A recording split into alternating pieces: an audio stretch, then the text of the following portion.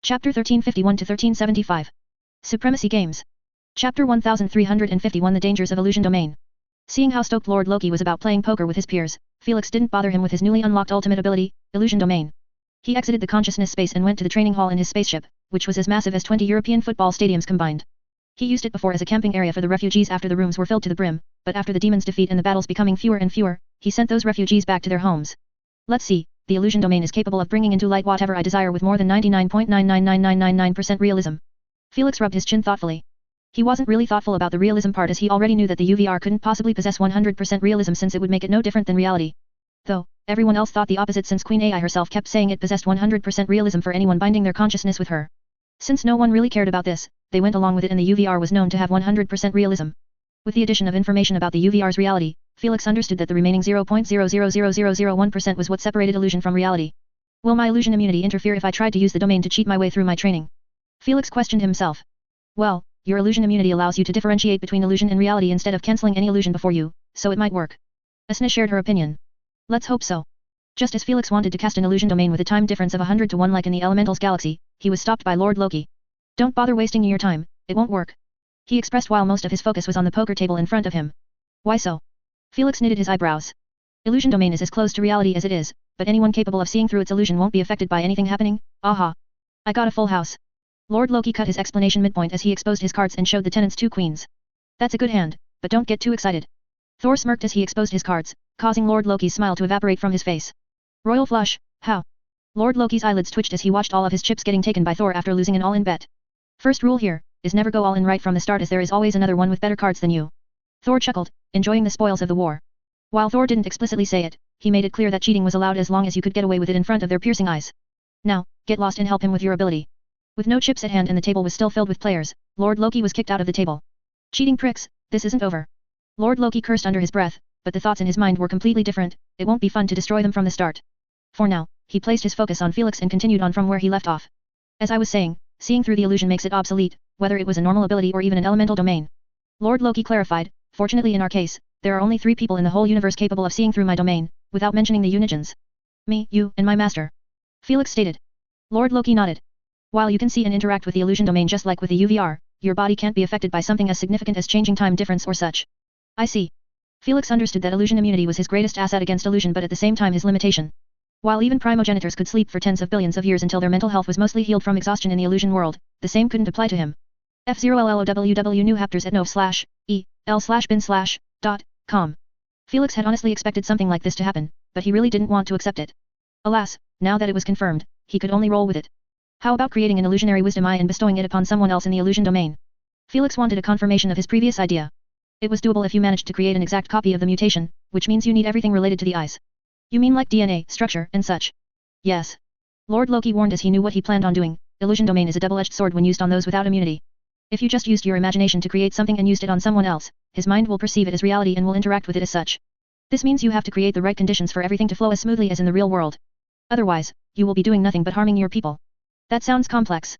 Felix frowned. It's supposed to be, illusion domain isn't just a mental fantasy world. If you want that, you can easily create one using another ability. Lord Loki stressed, there are real stakes in using it and you better be careful. Will do, thanks for the heads up. Felix nodded in appreciation. This was the reason there was never a significant problem with the UVR even though it was a legit illusion domain and everyone inside of it was prone to drop dead with a mere snap of a finger from Lord Loki. He had created a universe with similar laws to reality and made Queen AI supervise it. For example, a person could die in most of UVR's cities and he would be revived again. The person believed that he would be revived 100% since that was how it was supposed to work and no one could change the rules on a whim.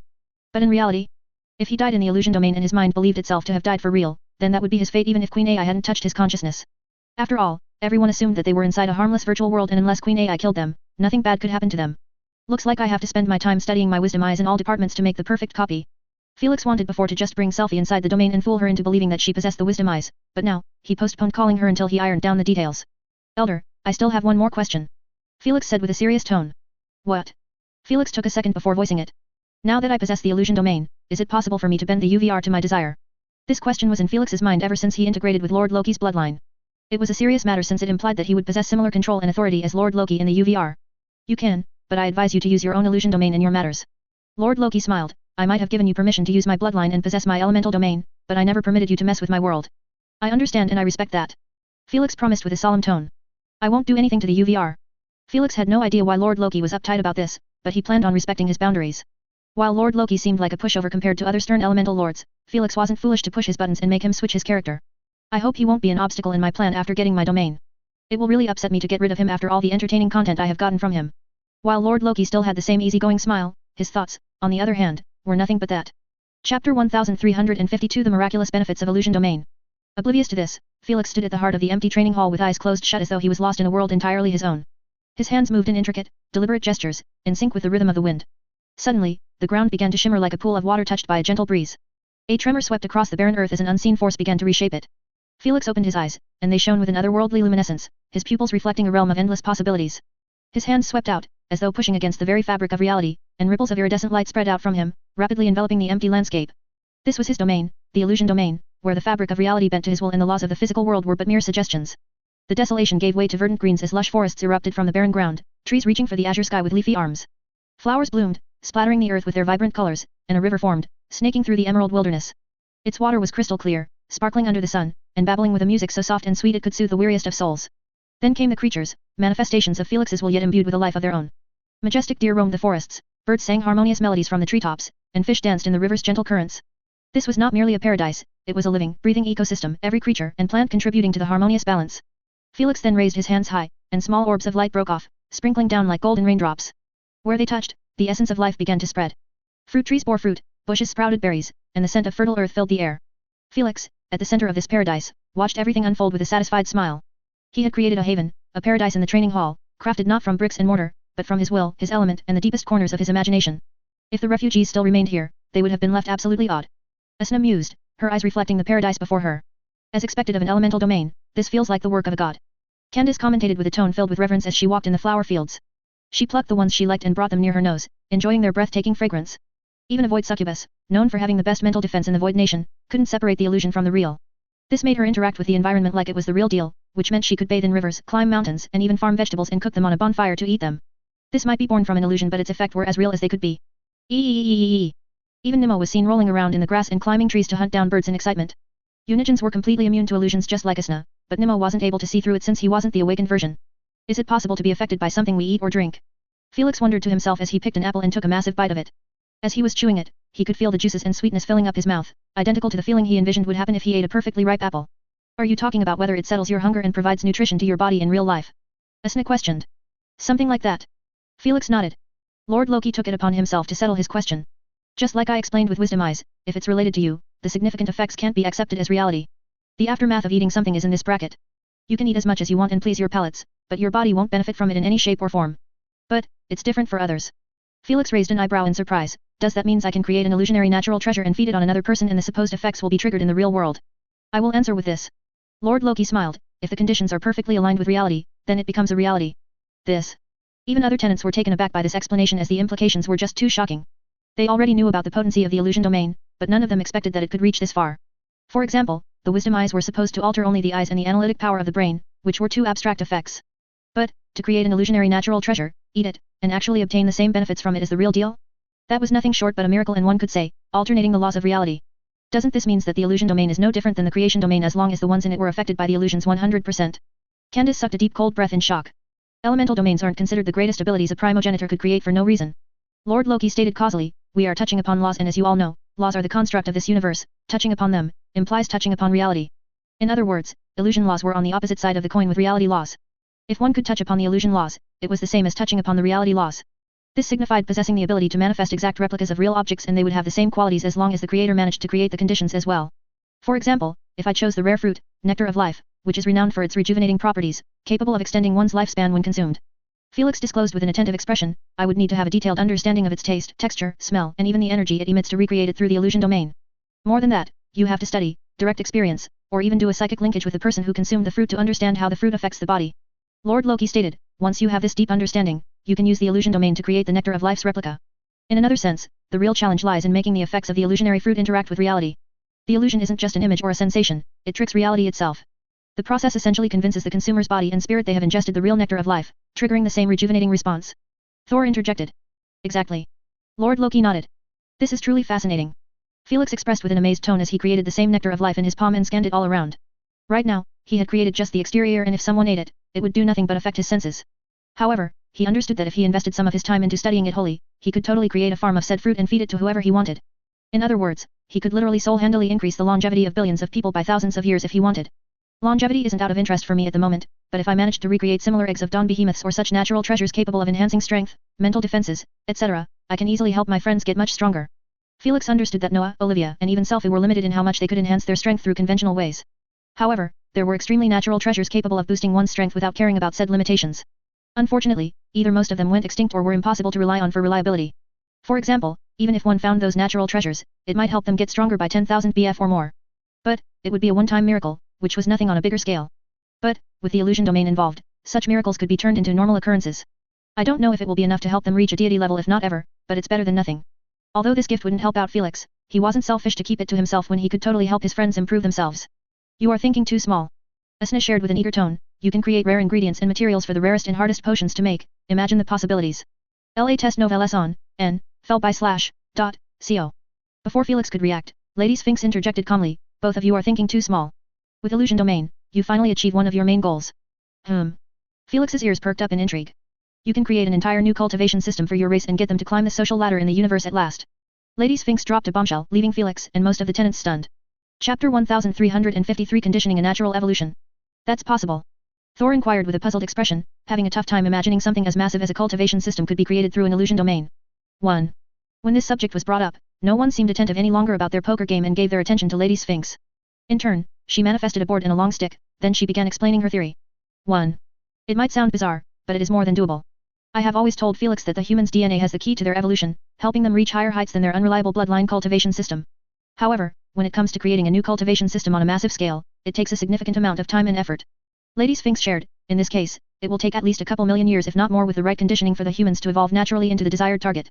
So, you are suggesting that Felix put a portion of humans inside an illusion domain and accelerate the time by thousands of times and create the perfect environment and conditions to control their evolution in a specific way? Asna asked with an eyebrow raised. More or less. Lady Sphinx nodded. That does feel logical, but who will agree to such an experiment? Candace wondered, you will be asking many people to throw their lives in an illusion world for the sake of the evolution of an entire race. With millions of years going by, there was bound to be an unfathomable number of generations being born inside the illusion and have no clue about the real world or their purpose in life. It will be really the most messed up experiment. Felix couldn't help but agree with her analysis, but at the same time, he already saw plenty of solutions to such problems. As long as I explain the experiment reasoning and end goal, anyone who volunteered will be treated right in my illusion domain.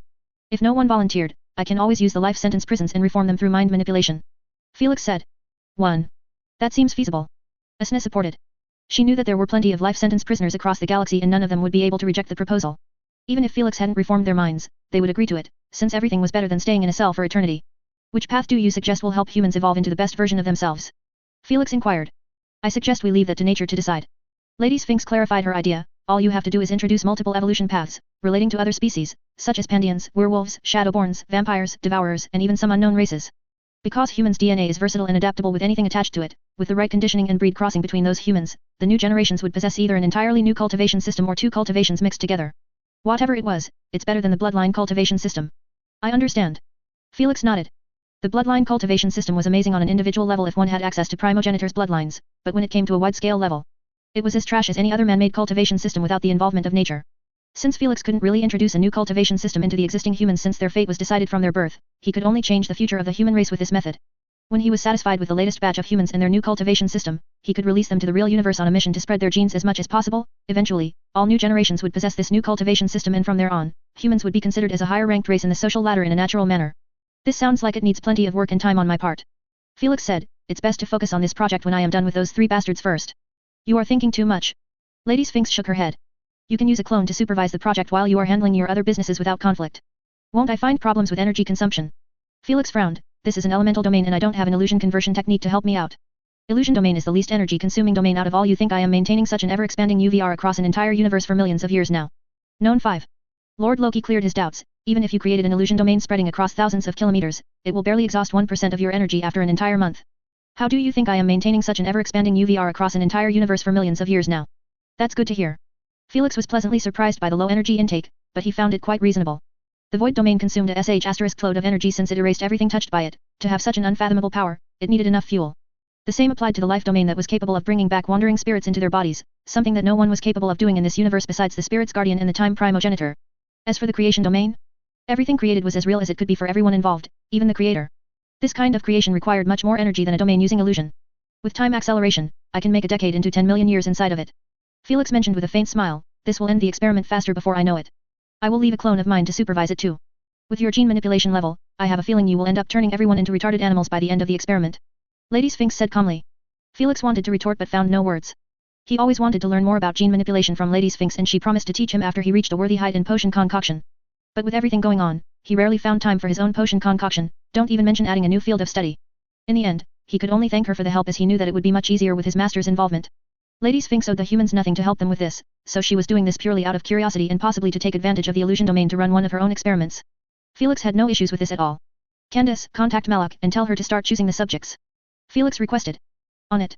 While Felix wasn't planning to start this instant, it was best to begin the preparation as fast as possible. With the galaxy's current warden condition, there would be plenty of people jumping on the opportunity if it meant living in peace with their families without worrying about life necessities. 1 year later. Felix could be seen sitting inside a laboratory while having one evil-looking eye, spinning slowly in front of him. Is this the final version? Asna inquired lazily. She had watched him spend a year of his time, focusing most of his time on perfecting the use of his illusion domain. Since this ability was going to be one of his trump cards against the Darkans, he had to become masterful in using it. During his training, he focused on recreating the wisdom eyes, a couple of rare powerful natural treasures, and most importantly, setting up the perfect environment for the upcoming experiment. Natural treasures turned out to be the easiest to recreate out of the bunch while the wisdom eye had given him the most trouble. I hope so, I have done everything correctly this time. Felix replied. Do you need me to test it again? Candace offered. Much appreciated. Felix pushed the wisdom eye in the direction of Candace. The moment the eye was on the same level as her right eye, Felix snapped his fingers and both eyes swapped positions in an instant. Follow US stories at nvl/by/n.com. Candace didn't let out a single yelp in pain or discomfort, which was a big progress from the first time they attempted to do this. What do you feel? He asked. Candace opened only the wisdom eye and looked around her with a tint of wonder. I can see many black auras surrounding me. Candace responded. This means the evil vision is working. Felix sighed in relief. At last, we got one part correct. Felix had created many creatures with evil intent targeting Candace to help with the experiment, and now that the evil vision was proven to work, he was left with only one issue to solve, the monstrous analytic powers of the eye. Since only Felix and the elves could test it on runes, he didn't bother to carry the test with Candace. The data would be useless anyway if she used it to analyze a math problem or such. So, it was best to bring Selfie down and perfect it with her data involved after getting rid of the initial danger. Queen, contact Selfie, Olivia, Noah, and Boredom. Felix requested calmly, tell them to get here as fast as possible. Chapter 1354 Sharing Natural Treasures akin to Candy. With Boredim's assistance, Selfie and the rest had connected with Felix in less than a week. 1. The moment they met with him, he didn't bother to explain the situation to them to avoid making them overthink when consuming the natural treasures and other goodies he had prepared. After all, they might not possess illusion immunity. However, it would be difficult for the brain to accept the notion of eating something illusionary and having a natural effect if one knew about it already. The art of illusion was to stay unknown regardless of the situation. Since even Selfie had no clue that natural treasures and such could be replicated through the illusion domain, there was no need to tell her to keep the information to herself. I have found those natural treasures that could be of great help for all of you to increase your physical strength. Felix shared as he beamed 4 boxes and placed them in front of his friends. Natural treasures? Olivia asked with a strange look, you don't want them? Can't you use them to increase your own strength? All of them knew about Felix's devourer system as they had spent thousands of years together and there was no point in hiding it from them anymore. I have hit a wall, and they will be wasted on me. Felix clarified casually as he opened the boxes for them, those natural treasures are capable of increasing physical strength quite significantly and they are appropriate for most races. When the boxes opened up, none of them seemed to have heard the last sentence as their dazed eyes were left affixed on clusters of 40 fluorocordyceps, their mesmerizing colors illuminated the area with an otherworldly glow. Each of them took a moment to drink in sight, their faces reflecting the hypnotic colors of the plants. The plants' true spectacle lies in their flowers, a dazzling array of bioluminescent hues. The floral orb consisted of an intricate pattern of lines, circles, and spirals, creating an almost hypnotic effect. The flowers were closed shut at the moment, but Selfie knew that a small fruit the size and color of a blueberry was hidden inside. Wow, Boredom finally broke the silence, his usually playful tone replaced with a touch of reverence. They're beautiful. Selfie was next to speak. She reached in, carefully picking up one of the flowers with a look of sheer disbelief. It's incredible. Felix, where did you get this many? It's deemed impossible to even find one across the entire universe. Felix's eyelids twitched, already knowing that Selfie would be his greatest obstacle as he couldn't dupe the daughter of the nature goddess, one of the few people with the most knowledge about existing or extinct plants. Hey. They are that rare. Olivia's eyes widened as she pulled her hand from the box, feeling uncomfortable touching such treasure. Rare? This is considered as one of the only triple SSS natural treasures in the universe and it has gone extinct way past the era of the Dark Ages. 1. Selfie identified with a tone filled with disbelief, still finding it hard to accept that she was in the presence of hundreds of such a godly treasure. This. Even the silent and stoic Noah couldn't help but show emotions on his face at her statement. I don't want to hear anything about rejecting my gifts. Felix interjected before they could think too hard about this. I can't consume them to increase my devourer's mark since it's too much of a waste and they can't be used in any known potion. So, take them and absorb them before they lose their beneficial properties. But I don't want to hear any buts. Felix said with a solemn tone as he walked away, when I get back, I expect to see at least half the box empty. Selfie will guide you with the procedures to digest them correctly. Without turning his head even once, Felix walked swiftly outside of the training hall and closed the door behind him, leaving them staring at his back with mixed emotions. If only they knew that those natural treasures were made out of illusion and it had cost him nothing more than a couple of months of study, their reaction might have been a bit different. You heard the boss, let's get digging. Boredom was the first one to pick up the flower using telekinesis and placed it near his tiny mouth. That's not how you eat it. Selfie paused the time around him and took the flower in a careful manner. Then, she explained with a fascinated expression, each flower possesses a fruit inside of it. The correct way to bring out most of the benefits from this treasure is to eat the fruit whole and then within each 10 seconds interval, eat a single petal continuously until you finish all of them. La test noveles on, n, fell by /co. If you did it in this manner, your physical strength will be enhanced significantly depending on your current physical limitation. Selfie shared, the highest known enhancement though was 50,000 bf. The moment Noah heard this, his eyes lit up at the opportunity, believing that he could at least increase his strength by 100,000 bf if he consumed all of those treasures. You are underestimating your body limitation too much. Fenrir shut down his dreams. Even if you ate the whole 4 boxes, you should feel grateful if your strength was enhanced by 50,000 bf. I see. This did put a damper on Noah's mood, but he was still thrilled with the opportunity. He knew that the higher he got, the more difficult it would be for him to find such chances and for those treasures to make any difference. Meanwhile, the same didn't apply to Selfie, Boredom, and Olivia. All of them could get the most benefits from the flowers until their bodies become immune to them. Without further ado, all of them sat down in a circle and began eating them using Selfie's method. Is this really a gift or a curse? Felix clicked his tongue, somewhat envious of his friend's ability to get the best out his illusion domain. Well, this is a fraction of what it takes to reach your level, so let them eat in peace. Asna mused. I know. Felix might be a bit jealous of not being able to benefit from his illusion domain in the same manner as them, but he wouldn't trade it to be in their position. It was like trading a position of a god for the sake of being a worshipper to enjoy his blessing. Having the illusion domain allowed him to do more than this. A couple of days later, Felix returned to the training hall and found out that his friends were all sitting in meditation positions while surrounded by an eerie green aura. He didn't react much, knowing that it was the last step of finalizing each flower's absorption. Felix had supervised the entire process to save them in case any inconsistency had occurred during the digestion since he had to study the process for all 3 different races. Thankfully, nothing of such happened and all of them were on the verge of completing the entire chests. This is quite evolutionary. Candace noted, besides Noah obtaining merely 20,000 bf increase, and Olivia 40,000 bf, the rest had almost touched the 100,000 bf ceiling. It's quite expected, both elves and space worms' physical properties aren't that great, which gave them too much room for improvement. Felix nodded. Well, think of the possibilities if you put tens of billions of humans with similar disadvantages and feed them with such treasures. Candace expressed, you will be helping even the current generations get a solid footing on their own within the alliance. Felix's experiment was meant to help the entire human race in the far future by changing their evolutionary path. This was all good and well, but the humans in this era would still be considered bottom feeders unless Felix decided to intervene and change the rules of the alliance. Felix would prefer if his race was capable of standing on its own without using him as a crutch for the remainder of his life. After all, he had other important matters to handle and he couldn't always babysit the human race, no matter how much he cared for them. Well, helping a small portion to get stronger and assist the entire race to carry its weight in the alliance isn't a bad thing. Felix approved the plan, knowing that it would finally give him some peace of mind from his race direction and it would cost him nothing much. I suggest you do this after handling the Darkins. Thor warned, they aren't idiots, and if they found out about humans getting stupidly strong out of nowhere, they will link it with you. Whether they could guess what you did or not, they will be extra wary. I know. Felix nodded before adding, speaking about them, I think it's about time we have a trial run. You will use illusion domain to create their clones. Asna wondered. Tur. Yes, and this time, they will have 100% of their strength and all of their abilities in their arsenal, even ultimate abilities. Felix cracked his knuckles with an icy smile. Chapter 1355 Undesirable, but expected results. Felix hadn't spent the past year messing about with his illusion domain for nothing.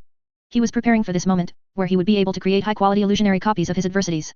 The Darkins clones might not be 100% copies of the real deal, but it was going to be pretty close with all the data in his possession. After all, the Asgardians had fought against them for eons and they were the only ones knowing their fighting style and abilities as good as them. Felix had no plans of fighting the Darkins without having a true taste of their powers first. Is it not better to do this in the UVR? With Lord Loki on our side, he can create better copies without complaints. Asna suggested. If Lord Loki wasn't on their side and he had authority over Queen AI, there was no way Felix could do this without the Darkins' permission. I know, but I want to do it on my own. Felix shook his head, the more I use illusion domain for such complex problems, the better my control gets, plus, the fight will occur in the real universe, and doing it in a virtual space won't cut it. While both illusion domains were similar, Felix would always know deep down that he was in the UVR and not the real world. He wanted the trial run to mimic the real battle as much as possible to give him accurate data. Knowing that his friends still needed to absorb a couple more flowers to finish the chests, Felix teleported into outer space without his spacesuit on. The moment he became a deity, he didn't need a constant supply of oxygen to keep himself alive as his body became capable of using any kind of energy to replace the same properties of oxygen. The oxygen's task was quite simple as it helped the cells with the ability to break down food in order to get the energy needed to survive. As long as this task was fulfilled, it didn't matter what source it came from. In other words, after becoming a deity, the infinite neutral energy in outer space became the new oxygen for his body. This should be enough. Felix commentated after putting a decent distance between him and the eternal Nautilus. Then, he waved his hand and the invisible illusion domain expanded until it covered tens of thousands of kilometers in the blink of an eye. Who are you starting with? Wendigo. Interesting, starting with the hardest one. Asna raised an eyebrow in surprise. I will conclude the trial with all three of them against me, so the order doesn't matter. Felix said calmly, I have to prepare for all possible scenarios. Although Felix knew that Lady Sphinx and Fenrir would be backing him up, it was best to be safe than sorry. Without further ado, Felix focused on manifesting the perfect version of Wendigo, using the provided data. Even the consciousness created was identical to Wendigo in terms of prowess, intelligence, and personality. The only difference was memories, as Felix couldn't copy something he had no clue about. Though, to give the illusion clone a perfect motivation to kill Felix, he infested his mind with all the sh*t that happened between them, which was enough to fill his heart with hatred. When Felix was done and Wendigo opened his eyes, he seemed like he was rearing to rip Felix's face off. Without an ounce of hesitation, Felix retracted his control and watched Wendigo's silhouette that mirrored the infinite obsidian canvas of space make the first move. Utilizing the dark shroud, he enveloped himself in an aura of shadow that blended seamlessly into the space around him, making his figure almost imperceptible. I got just the thing for that. Unfazed, Felix used his illusion ability to cast a spectrum of light in every direction. The illuminating mirage rippled through the void, revealing fleeting glimpses of Wendigo's position. Darkness opposite was light and Felix could manipulate the light in all almost elements with his own illusion domain. Seizing the opportunity, Felix executed his lightning ability, Thunder's God Ordnance, sending the most powerful bolt of pure plasma toward the Wendigo. However, Wendigo seemed prepared. Using his shadow warp ability, he manipulated the darkness to transport himself away from the incoming attack, reappearing behind Felix. Just as he was about to unleash shadow chains and follow it up with a mental attack, Felix summoned concept destruction palms and did nothing but mark darkness element. With 2 slaps, the darkness chains were erased and even Wendigo's existence was almost at risk if he didn't pull away to safety. Realizing that he couldn't get close to Felix without endangering himself and that his darkness abilities were useless against those destruction palms, Wendigo went for his ultimate ability, Eclipse of Consciousness. He is using it. Felix narrowed his eyes in focus as he watched Wendigo shroud the surroundings in impenetrable darkness, severing his connection with all sources of light, and plunging him into an abyss. If it wasn't for the concept erasure palms protecting him, he would have plunged into it as well. Still, he didn't feel safe at all as he knew that the real attack had yet to start. The real attack, however, began in the mind. Wendigo's cosmic skull appeared high and mighty with his devilish soulless eyes facing Felix. Read lat.st chapters at no.v.e.l.bin/.c/o/m only. Without doing anything, he just kept staring at Felix right in his eyes. Felix didn't close them and kept sharing eye contact with him, wanting to test out whether he would come out alive after experiencing it with his enhanced mental defenses. Soon, Felix began to feel his inner darkness seeping into his mind. Crack. Crack. Mind Fortress and Psychic Shield were blown out simultaneously the moment they attempted to stop this darkness invasion that was born out of him. It can't be, my mental barriers and shields aren't enough. Black lines appeared on Felix's forehead at the notion of losing the mental warfare. After he integrated with Lord Loki's bloodline, he had great confidence in his mental defenses, especially when he unlocked the Mind Fortress passive. Alas, Wendigo didn't use just any mental attack, but one of the only 3 mental ultimate attacks created by a primogenitor. *T, I can't think straight anymore. Soon, darkness clouded his thoughts and impaired his cognitive functions. The attack further exacerbates feelings of despair, loneliness, and paranoia, fracturing the mental resilience of the victim. Felix wanted to challenge the attack straightforwardly and test himself, and now he was paying the price. The moment the darkness finished with his mind, it moved to the most sacred entity in the whole body, the soul. The soul barrier started to darken slowly but surely. While Felix's mind was in jumbles, he knew that the moment the darkness covered his entire soul barrier, it would be the moment when his soul wouldn't belong to him anymore. This was Wendigo's most feared ultimate ability, Eclipse of Consciousness. It was called such since the soul barrier was a sphere and resembled a star. When the consciousness barrier became completely black, it resembled a star under an eclipse. Pause. Just as the situation seemed to have gotten unfixable even for him, Felix called out in his mind, causing everything happening in the illusion domain to come to a standstill. Well, I don't think this is the result you anticipated. Asna mused. I really thought I could have blocked it. Felix sighed. I don't know what was your source of confidence. Thor shook his head. You just became a deity and you think you can block an ultimate metal attack, something that even we feared and avoided at all cost. Wendigo's ultimate ability was powerful, but it could work only if there was prolonged eye contact with the target after activation. The Asgardians always avoided this at all costs during their fights with the Darkans even if it meant bailing out. They knew that the moment it worked on them, they would be controlled into puppets by Wendigo. Dealing with Saurus and Mananangel will be quite straightforward for you, but I strongly suggest that you avoid Wendigo, at least, not until you become an origin bloodliner and receive the greatest power up to your mental defenses. Hormungandr advised. I understand. Felix nodded with a serious expression. Although the results of the trial weren't satisfactory, Felix wasn't discouraged one bit. In fact, his confidence was healthier than ever since he realized that the Darkans only had Wendigo's ultimate ability to harm him. As long as he avoided it, he was still more than capable of making them regret the day they antagonized him. Saurus, next. Chapter 1356, Revisiting the Forge. A few more years went by akin to a cool breeze in spring. The SG lines had unpaused their ranking systems and used all the gained SG points during the war for each race's contribution and created a new ranking. This caused the Void Nation's ranking to skyrocket and become the 4th ruler. It was expected as they were the busiest in this entire war due to their overbearing Void armies. Meanwhile, the human race benefited from Felix's representation yet again and was pushed to rank 15. Besides the fact he slain the Demon King, he was controlling hundreds of millions of Void creatures with Nemo to slow down the demonic invasion in the Milky Way galaxy. All of those earned points were given to the human race. Olivia and Noah's involvement in the war also played a major role and earned them an immense amount of points, which were worth cheering for. Alongside those 2 drastic changes, the remaining ranks remained somewhat stable if the eliminated races weren't counted. Felix didn't care much about such ranking at the moment, knowing that the human race would return closer to its rightful rank in the next Great Reset. As for his friends, Felix had already done his part of the deal and helped Selphie obtain the Wisdom Eye after a brutal experimental period. Since the illusion domain's energy was bearable, he created a cozy house for her and left her to study the runic codex in peace. The results were just as extraordinary as Lady Yggdrasil proclaimed. Selphie had managed to extract 2 new lesser time spells in less than 2 years, which was inconceivable. Felix was more than pleased with her results as he would be getting those new spells for free. Since he wasn't losing anything, Felix bestowed the Wisdom Eye upon Olivia, Noah, and Boredom as well. It might not be as effective as in runic study, but it did help them in learning new elemental abilities. Felix also spent those years in preparation for the upcoming clash. He had fought against the Darkins clones multiple times until they became predictable due to the limitation imposed by the data. You are more than ready to take those bastards on. Asna encouraged Felix as she watched him plan to run another useless simulation.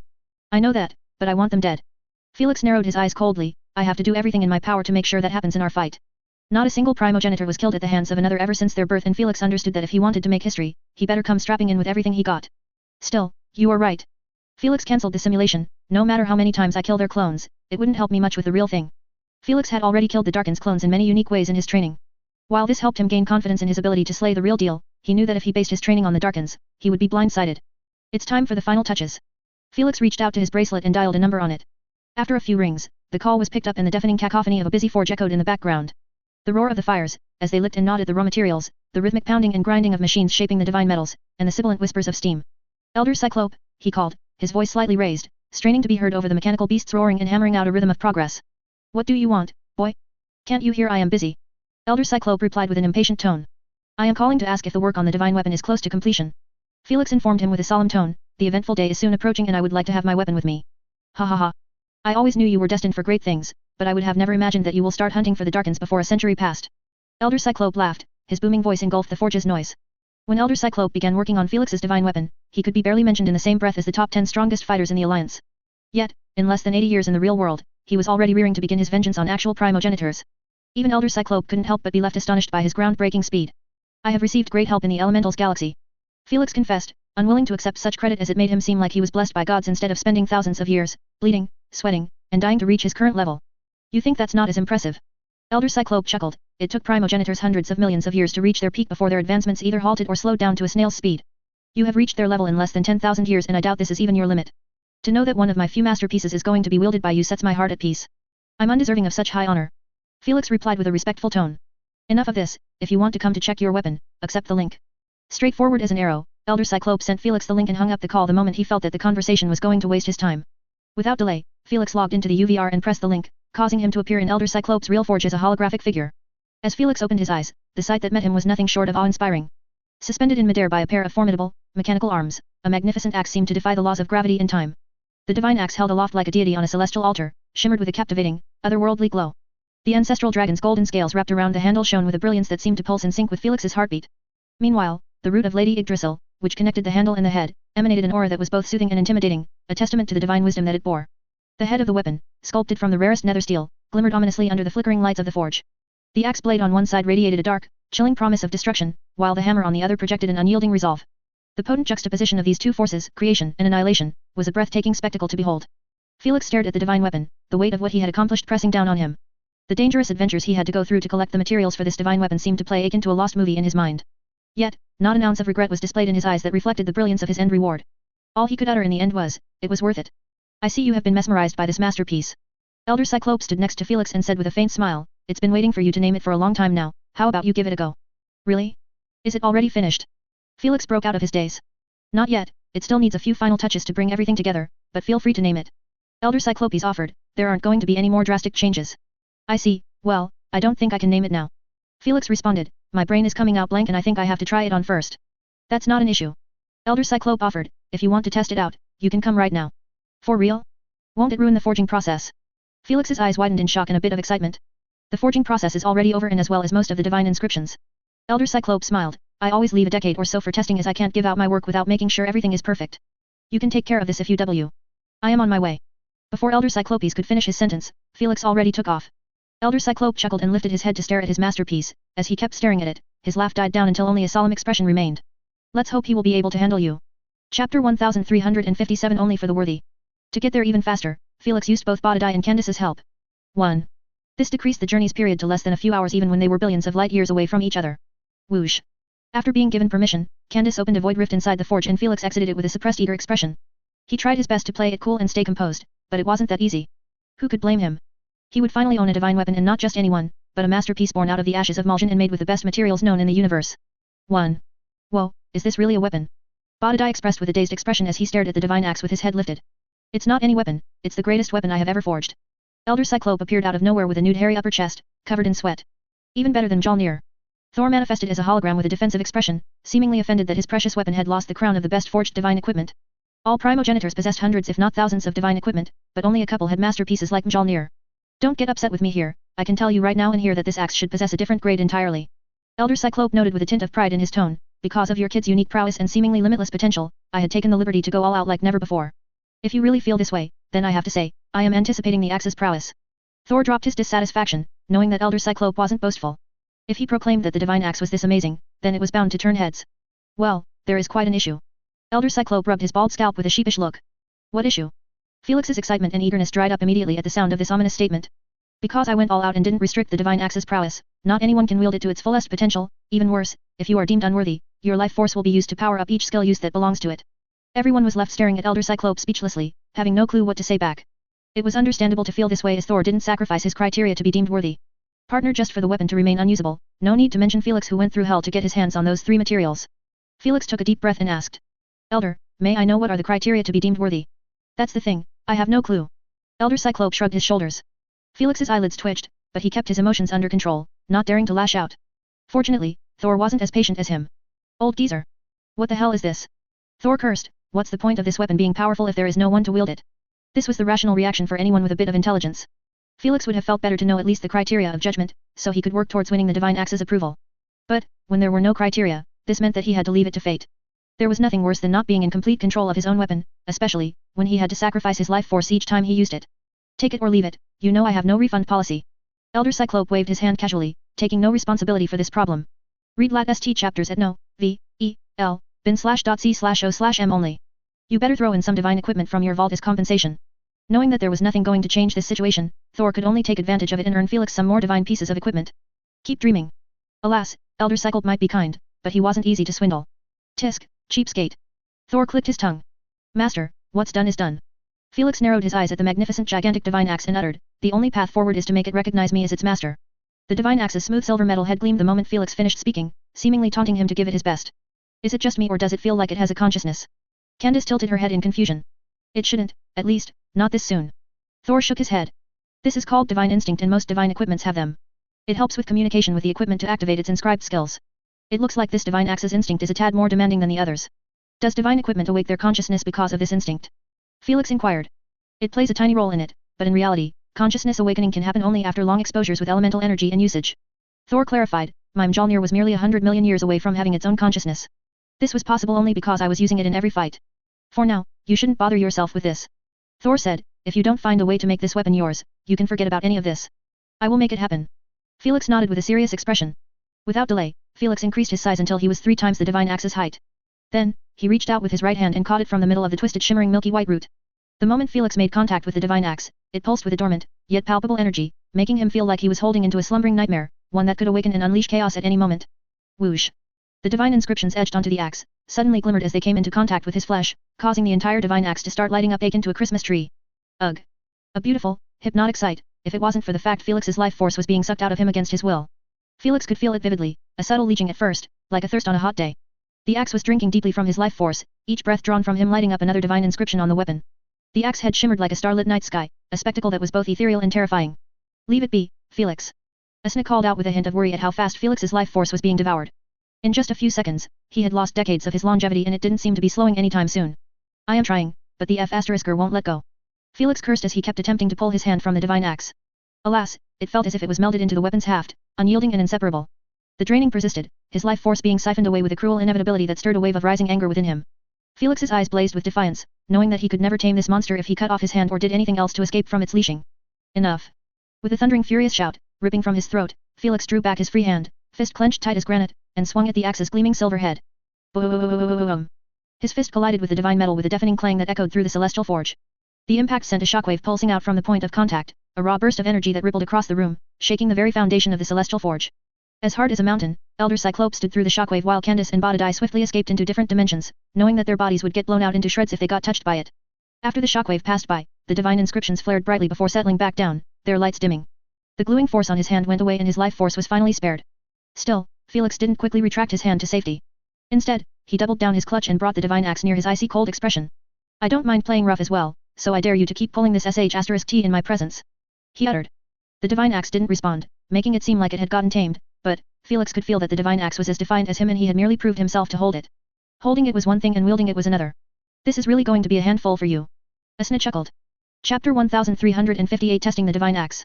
I don't mind it, we will see who will prevail in the end. Felix smiled, waving the divine axe around him to have a sense of its weight. 1. Whoosh. Whoosh. Even though he was gently waving it around, the air seemed to cry for help as the sharp blade of the axe kept slicing through it without an ounce of resistance. Let's take it outside to test it. Elder Cyclope shooed him away, you will damage my forge like this. Felix placed the divine axe on his shoulder and requested with an eager tone, is it possible to try it on a planet or a star? As long as you pick another solar system, do as you please with it. Elder Cyclope permitted. The moment he heard this, Felix took off with Boredom and Candace. Obviously, he took Elder Cyclope with him to supervise the test and give a final grade to his work. 2 million light-years away from the forge, Felix could be seen standing thousands of kilometers away from a small deserted cloudy planet. The barren expanse of the small, deserted planet stretched out before Felix, a canvas of emptiness punctuated only by the stark loneliness of space. In his hand, the divine axe, gargantuan and imposing, pulsed with celestial energy. Felix balanced the tremendous weight of the axe effortlessly on his shoulder. His eyes, full of steely determination, were locked onto the lifeless sphere in the distance. He had already done his due diligence and found out that not a single ounce of life was on this planet. It was the same as a pebble near a river, no one would know or care if it went missing. Let's do this. With a deep breath, he hoisted the axe over his shoulder, its divine inscriptions flickering to life, lighting up the desolate landscape around him. Size manipulation. Felix used both his ultimate ability and the size manipulation skill on the divine axe to grow into celestial sizes together. Whoa, this is the first time I see a living person get this big. Boredom exclaimed with an astounded tone as he stared at Felix and his axe, becoming as big as Earth or even slightly bigger. At last, you can sustain such size for a decent period. Asna commentated. She knew that Thor, Cyclopes, and other primogenitors with size manipulation were required to devour planets and celestial objects as fuel since neutral energy in outer space wasn't potent enough for lasting periods. Right now, Felix could maintain this form for a reasonable period before his size would get reduced forcefully to adjust to the incoming fuel. Unfortunately, the divine axe also required a heavy amount of fuel to maintain its freakish size. The fuel in this scenario was none other than Felix's life force. DIs cover new Tories at nve/lbin.c/o. F***ing hell, I can feel the years getting sucked out of me each second. Felix got pissed again at the divine axe targeting his life force instead of the elemental energy stored within it. Alas, no matter how mad he had gotten this time, it didn't seem like the divine axe had any intentions of switching fuel sources. So, instead of complaining or cancelling the test entirely, Felix took a deep breath to calm himself and then hurled the divine axe with everything he got. The enormous weapon sliced through the vacuum of space like a shooting star, a brilliant comet that marked its path with an ethereal trail. The abandoned planet seemed to hold its breath as the axe drew nearer, almost as if anticipating the impact. With a deafening crash that reverberated through the cosmos, the divine axe struck, its silver head cutting into the planet's crust like a hot knife through butter under the stunned eyes of Boredom and Candace. Dear goodness! What they? The silent planet was silent no more, as a shockwave of cosmic energy rippled across its surface, the impact splitting the planet cleanly down the middle. From a distance, Felix watched as the once solid sphere started to slowly separate, creating a monumental chasm that bore testament to the power of the divine axe. As the dust settled and the echoing rumble of the cataclysm faded away, something remarkable happened. The divine axe, seemingly unscathed by the colossal destruction it had wrought, began to change its trajectory. Like a cosmic boomerang, it reversed its course, cutting across the emptiness of space to return to its user. Felix anticipated this much and outstretched his right hand. With a sense of inevitability, the divine axe returned to him, it settled into his grasp as if it had never left, as intact as the moment he first held it, its divine inscriptions glowing softly. If you weren't such a hungry asshole, I would have kissed you now. Felix said with an irritated look, mixed with satisfaction. How could he not be satisfied? He had just sundered an entire planet into two halves from thousands of kilometers without putting much effort into it. The best part? The divine axe would always return to him as it had the same boomerang skill inscribed on it, which meant he would never be without his weapon in hand. Felix swiftly cancelled the size manipulation skill of the divine axe and returned it to its original size, not wanting to lose out more years for nothing. What you have seen right now, is only 4 skills being used, 3 passively, and 1 actively. Elder Cyclope shared telepathically. Besides size manipulation and boomerang, the other 2 are empowered acceleration and fine cut. Seems like they are the improved versions of what I had before. Felix smiled. When Elder Cyclope told him to pick the skills he wanted on his divine axe, Felix prioritized those passives even when they sounded too simple and common. It was the right move as when both those 2 passives work together, nothing can stop them from cutting through anything. I have also added a similar second form to your previous battle axe as per your request. Elder Cyclope said, just call dual style and it will be activated. If it's the same as the one I know, there is no need to showcase it. Thor advised, you might have millions of years of lifespan now that you have become a deity, but it doesn't mean you can waste them to fuel meaningless tests. I understand. Felix nodded in agreement. Elder Cyclope moved on as well. Besides those 5 requested skills, I took the liberty to inscribe skills relevant to your countless unique powers. He grinned faintly. What do you mean? First off, I added 2 elemental amplification/empowering skills working in tandem to increase the prowess and even effect of any spell, skill, or ability used. Elder Cyclope shared with a look of gratification. This is a new combination of skills that have never been inscribed on any other divine equipment before. You are telling me that all of my abilities, spells, and even the divine axis skills can be amplified? How is that even possible? Neither Felix nor the tenants believed Elder Cyclope's bold statement right away, as it was just so insane to think about. Even Lord Shiva and Lord Loki had their interest piqued. They could understand amplifying skills and abilities, but runes had wands as their medium and there was no way they would be affected by another object, even if it was a divine weapon. I know what you are wondering. Elder Cyclope smiled. All I had to do was turn the divine axe into a wand as well to make it work. Lady Yggdrasil's first root. Felix exclaimed as he eyed the milky white haft. It wouldn't have been possible without it. Elder Cyclope confirmed. You really outdid yourself here. Thor praised. I have just been given more freedom in my work. Elder Cyclope scoffed in annoyance. Working with you guys has been a pain in the ass since you need your skills tailored exactly for your element. We didn't hear you complain back then. Thor's eyelids twitched. Elder Cyclope ignored him and continued his conversation with Felix. If you want to use the amplification on anything, just channel the ability through the divine axe. It's really like a wand. Just as Felix picked a time spell and wanted to test the waters with it, Elder Cyclope warned him, be careful, the amplification is limited to the fuel it's given. *T Felix dropped the test immediately. He understood that his divine axe was using life force as fuel and if he dared to use the amplification skills, it would make sure to suck him dry out of centuries if not millenniums until he cut off the source. If I want to use this axe to its fullest potential, I really need to tame it and recognize me as its master. Felix narrowed his eyes coldly. Since it responds to confrontation, I can't be *TCH out from a mere test. Elder Cyclope, can you tell me one of its active offensive skills? Felix asked. If he was going to amplify something, it better be a new skill to test two at once. You can try Cosmic Rift. Elder Cyclope suggested with a wide smile. Chapter 1359 Cosmic Rift. Cosmic Rift. Felix raised an eyebrow in intrigue. It's one of the divine axe's strongest attacks. Elder Cyclope said, just make sure to channel spatial elemental energy to activate it. Alright. Felix didn't ask for more as he wanted to see the attack with his own eyes. The first thing he did was increase his size with the axe yet again to a celestial height. I am going to show you that no one else is capable of wielding you as good as me in this entire universe. Felix uttered indifferently as he eyed the divine axe. Then, he began channeling the spatial elemental energy into it, causing a portion of divine inscriptions to light up, responding to the call. As he drew on the fathomless depths of his power, the axe responded in kind, its edge flaring with hues unseen, as if drinking in the very essence of the cosmos. Just like it sensed his desire to impress it, the divine axe responded by devouring his life force akin to a hungry hippo to power up the cosmic rift attack in addition to its amplification. Hum. A purplish hue began manifesting from the axe's blade while it was vibrating left and right, seemingly building inside of it an unfathomable power that was too tough to contain. You think I can't handle you? Felix tightened his grip on the axe's handle while his face kept getting wider and wider. You can do it. Asna encouraged him instead of stopping him, knowing that Felix could not back down from this confrontation. The divine axe is taking in more fuel than it requires and it will reach a point when it will be too much for it. Lord Loki mentioned with a look of anticipation as he was seen eating popcorn while sunbathing next to Lord Shiva. How much do you think it will absorb before the boy finally gives in? He turned around and asked his peer. He isn't giving in. Lord Shiva responded expressionlessly, not bothering to even glance in his direction. You have this much confidence in him. Lord Loki chuckled. He might have millions of years to live, but it doesn't mean he can afford to have his life force devoured this fiercely. Lord Shiva ignored him and glanced only once in Felix's direction. Then, he looked down and continued sunbathing lazily. He understood that Lord Loki was right and that Felix might even end up dead if he lost too much of his life force at once, but still, he was certain that he wasn't going to give up. I suggest we watch from another dimension. Elder Cyclope swiftly joined Bodhi in his pocket dimension after seeing that the divine axe's blade was humming non-stop, sending powerful reverberation all over the place. While he wasn't worried about them, he sure as hell wanted to not be around in case the divine axe did end up blowing up from within. A shame really, going out like this on your first day. Felix mocked. He might sound uncaring and unbothered, but his scrawny dull body said otherwise. If he bothered to count, he would find out that he had lost more than 10,000 years in merely a couple of seconds, something that would freak out anyone else. Yet, he still had no plans of backing out. As everyone's breaths were held either in worry or anticipation at the sight of the divine axe's head seemingly about to explode, Felix felt a sudden gentle sensation running through his fingers. Smart choice. Felix neither mocked nor gloated, he simply narrowed his eyes in the direction of the nearest star. With a deep voice, he muttered, Cosmic Rift. And then he swung. He swung with the weight of galaxies behind his blow. The axe, an instrument of the cosmos, sang a resounding chord that echoed through the silent, chilling vacuum of space. The omnipotent force encased within the axe ignited in a prismatic blaze, projecting an unfathomable purplish force gush that split the very fabric of reality. Reality twisted and distorted as the shockwave tore across the universe, the cosmos seemingly folding upon itself. A swath of darkness, vast and terrifying, cut through the stars like a gargantuan blade. The yawning rift, a void as black as the farthest reaches of the universe, bisected the heavens. It spanned more than millions of kilometers, a horrifying testament to the power Felix and the divine axe had summoned hand in hand. Yet, it wasn't over.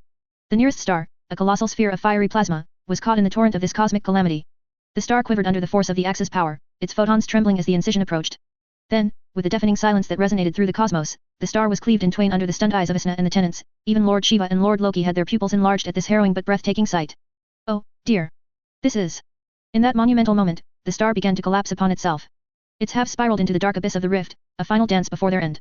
The pressure mounted, a cauldron of nuclear reactions going haywire as the equilibrium of the star was shattered. And then came the supernova. The star's demise was not silent, nor was it subtle. It erupted in an explosion of light, gamma radiation, and cosmic particles that bathed the universe in a brilliant glow. It was a death throe of a star, an epitaph written in pure energy. The cosmos reeled from the force of the cosmic rift, space-time shuddering as the echo of the star's death resonated through the universe. Amidst this colossal display of power, Felix stood with a frozen expression. His gaze was steady, his grip on the celestial axe unwavering, but his heart was about to leap out of his chest from sheer shock. Hum. The divine axe hummed one last time before going silent, seemingly telling Felix and everyone that it wasn't to be trifled with. Holy sh*T. Holy sh*T. Is this real life? Boredom exclaimed loudly in disbelief. Shivers were coursing down his spine at the cries of space after being brutally cut down like this. My god, can even primogenitors cause such damage? Candace stated while covering her mouth, feeling as agitated as Boredom. No one bothered to answer her as everyone else was just as taken back. It wasn't because of the damage as there were many primogenitors capable of destroying stars, but by the notion it was done, using a divine weapon. Elder Cyclope really wasn't joking around when he said that it deserves an entirely new grade for it. Thor proclaimed. He sure as hell wasn't. Hormungandr added with a satisfied smile. Felix, you better get out of there. Lady Sphinx warned. Yes. Felix broke out of his daze at last and swiftly entered the void realm after minimizing his size. He knew that Lady Sphinx warned him not because of the supernova's incoming explosion force, but because of the cosmic radiation. He could take on the force with his destruction immunity, but the cosmic radiation would do him great damage when exposed to such a heavy and potent quantity at once. In a few minutes at best, Felix emerged in a different solar system. The moment he got out of the void rift, he entered his spaceship and beamed the divine axe in his hands, staring at it with an odd look. Elder Cyclope appeared next to him from a dimensional portal with Boredom behind him.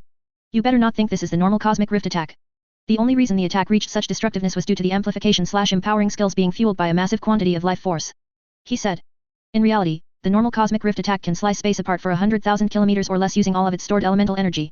I know, but it still feels amazing to know that it can reach such heights. Felix said with a wide grin as he caressed the divine axe's handle. The divine axe seemed to enjoy his touch like they weren't trying to get each other killed just a few moments ago. I guess it accepted you after all. Asna mused. Didn't think you will make it happen so quickly.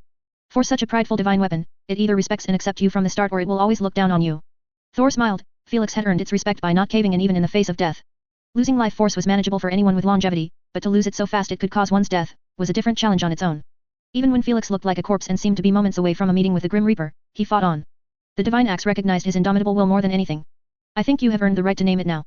Asna narrowed her eyes at him. You better not be thinking of a stupid name again. She still dreaded his garbage naming sense to this day after he named the Sand Guardians. Don't worry, I already know what to name it. Felix smirked, as his mind replayed the last scene of him and the axe breaking the cosmos apart. From this day onward, you shall be called, the Cosmos Breaker. Felix proclaimed with a proud look, not seeing Asna and most of the tenants rolling their eyes at him. Visjate and Felben, CM for new updates. Alas, no matter what they feel about the name, Felix had no plans to change it. Now, let's introduce you to my beloved friends, the Darkans. Felix's smirk turned cold. Chapter 1360 Imperfect fix to an unsolvable problem. You should put a rain check on that. Elder Cyclope said as he took the weapon from Felix. I said it still needs some final touches before it's finished. Didn't those tests demonstrate its readiness? Candace wondered. It's ready for fights, but it's not ready for it to be fully wielded by him. Elder Cyclope shared, addressing Felix. What do you mean? The divine weapon is still vulnerable to destruction particles and since it's one of your main elements, it won't do you good to have a weapon that could be destroyed the moment it was touched by a destruction particle. Elder Cyclope explained. Felix raised an eyebrow in surprise. He already knew that there would be some inconvenience in using the weapon side by side with his destruction abilities, but he was prepared to make sure that both of them wouldn't touch each other. Now, he was being told that there was an actual way to protect the weapon from it. He really found it somewhat unimaginable. How is it even possible to make an object immune to destruction element? Candace asked what was on his mind. It's not. Elder Cyclope left them baffled with his answer. So. Let me finish. Elder Cyclope paused. It might be impossible to make a material immune to destruction element, but it is more than doable to give it a peak resistance to destruction particles through a divine inscription. Before they could ask about the difference, he continued on. Peak resistance to destruction particles implied that any physical destruction ability will deal the least amount of damage to it. With the divine weapon's powerful self-repairing skill, the damage won't reach a breaking point. Though, this affects only physical destruction abilities. If you used concept destruction to mark its material or totality collapse on it, it will be erased as well. I might have gone all out to create the greatest divine weapon, but there are some realities in life that can't be changed. Elder Cyclope concluded with a deep sigh. It was obvious that he really wanted to create an indestructible weapon capable of surviving totality collapse or even void domain, but no matter how good his craft was, he was still using materials subjected to the same laws and rules of the universe. If even space/time collapsed before total destruction, there was no other material capable of surviving it, at least, not known. Still, Felix didn't seem too upset about this. While it might seem bad to have a weapon prone to destruction through void domain and totality collapse, he was already using an ingenious method to protect his items from those abilities. He had used it before on his AP bracelet when he utilized totality collapse against Lucifer. It was through the use of Lord Loki's mutation, shape-shifting. He made small changes to his skin around the AP bracelet to include it inside, making it seem like it was melded with his skin. Anything melded under Felix's skin receives the protection of his destruction immunity. This meant that he could easily beam his cosmos breaker into his spatial ring with the rest of his at-risk objects like the sun disk and then fuse it under his skin for protection. So, if the cosmos breaker ended up destroyed even after all of this, he had no one to blame but himself.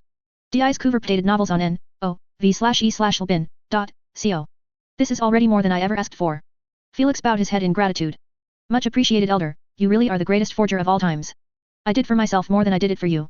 Elder Cyclope said with a nostalgic look, just make sure to use it against the Darkins, it sure will feel nice to see my divine pieces of equipment in action again. You don't have to worry about that. Felix smiled coldly, I won't fight them without it. Some time later. Candace and Bodhi had taken their leave while Felix decided to hang around inside Elder Cyclope's forge. He was told that the final divine inscriptions would take Elder Cyclope a year or less to finish. Then, he would be free to test everything about the weapon and even take it with him if he was confident in Elder Cyclope's craft. Since we will be heading towards the 7 demon realms after the divine weapon's completion, I suggest we meet with your student in the forge. Fenrir proposed to Lady Sphinx. I thought so as well. Lady Sphinx nodded. Master, since you are coming here, how about we carry on with the void immunity replacement? Felix mentioned, I think it's time we go for it. Are you sure? Lady Sphinx asked for confirmation with a solemn tone. Once your void immunity is gone, you will be introduced into a whole world of pain when affected with void energy. I can't pass on the void domain. It's a sacrifice worth taking.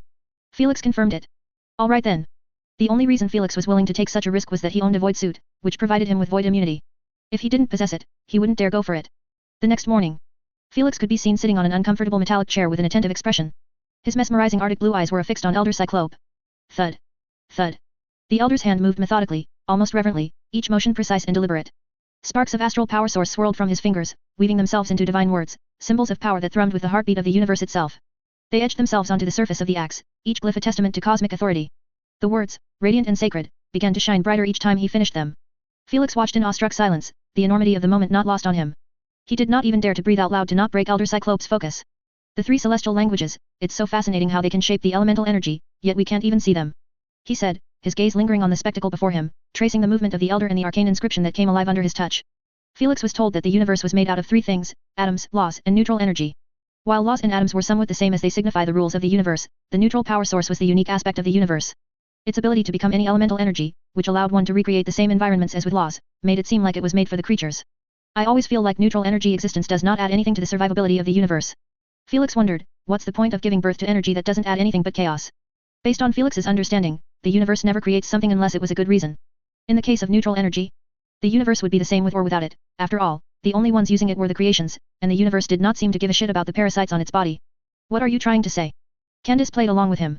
I do not know, I am just speaking my mind. Felix dropped the subject as he was not too interested in conspiracy theories. Unbeknownst to him, most of the tenants did not think of it as a conspiracy theory in the slightest. Do you think it's possible for me to get my hands on Divine Codex too? Felix changed the subject by asking his masters. I already have Universal and Runic Codex in me, it sure will be one of a kind to have all 3 simultaneously. Chapter 1361 The cogs are turning at last. In the entire universe, no one possessed 3 celestial languages. While Felix didn't really know how to make the best of divine language without investing a lot of his time in forgery, he felt that something unique was bound to happen if all 3 languages were in one body. There is a method, but it is doubtful if it will work. Lady Sphinx shared. For real. Felix was left stunned.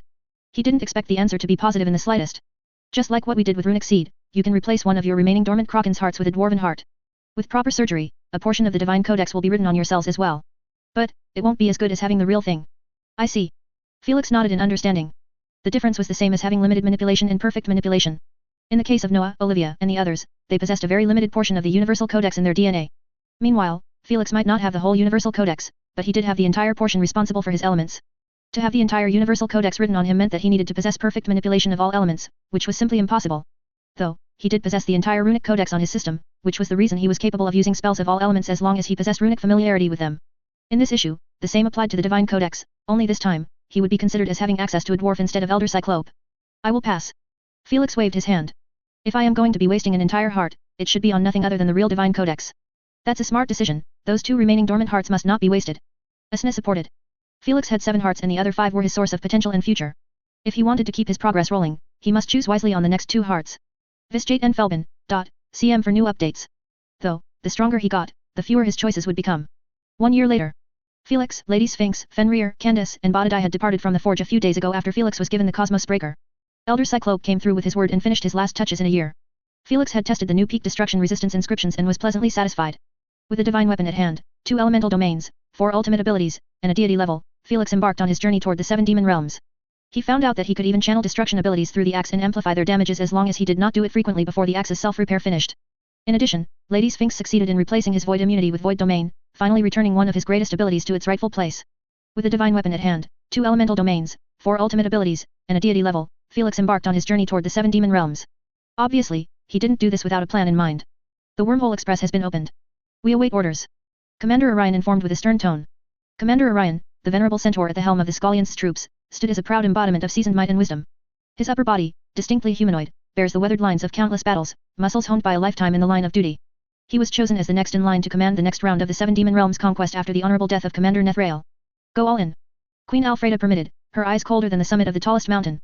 What lay before her and the remaining inner circle leaders was a holographic screen, showing the horrors done to all the remaining races left in the 7 demon realms. When tens of millions of demons retreated at once back to their realms without leaders to keep them in leeches, they went full feasting mode on their farms. The people who thought themselves to be untouched because of their importance to the demons' continuity, found out the harsh truth. As much as the SG Alliance wanted to help them, their territories were all in jumbles and they had to pour all of their resources to recover them from the demons. It's time to end what we have started. Empress Scarlet commentated, her eyes as murderous as ever.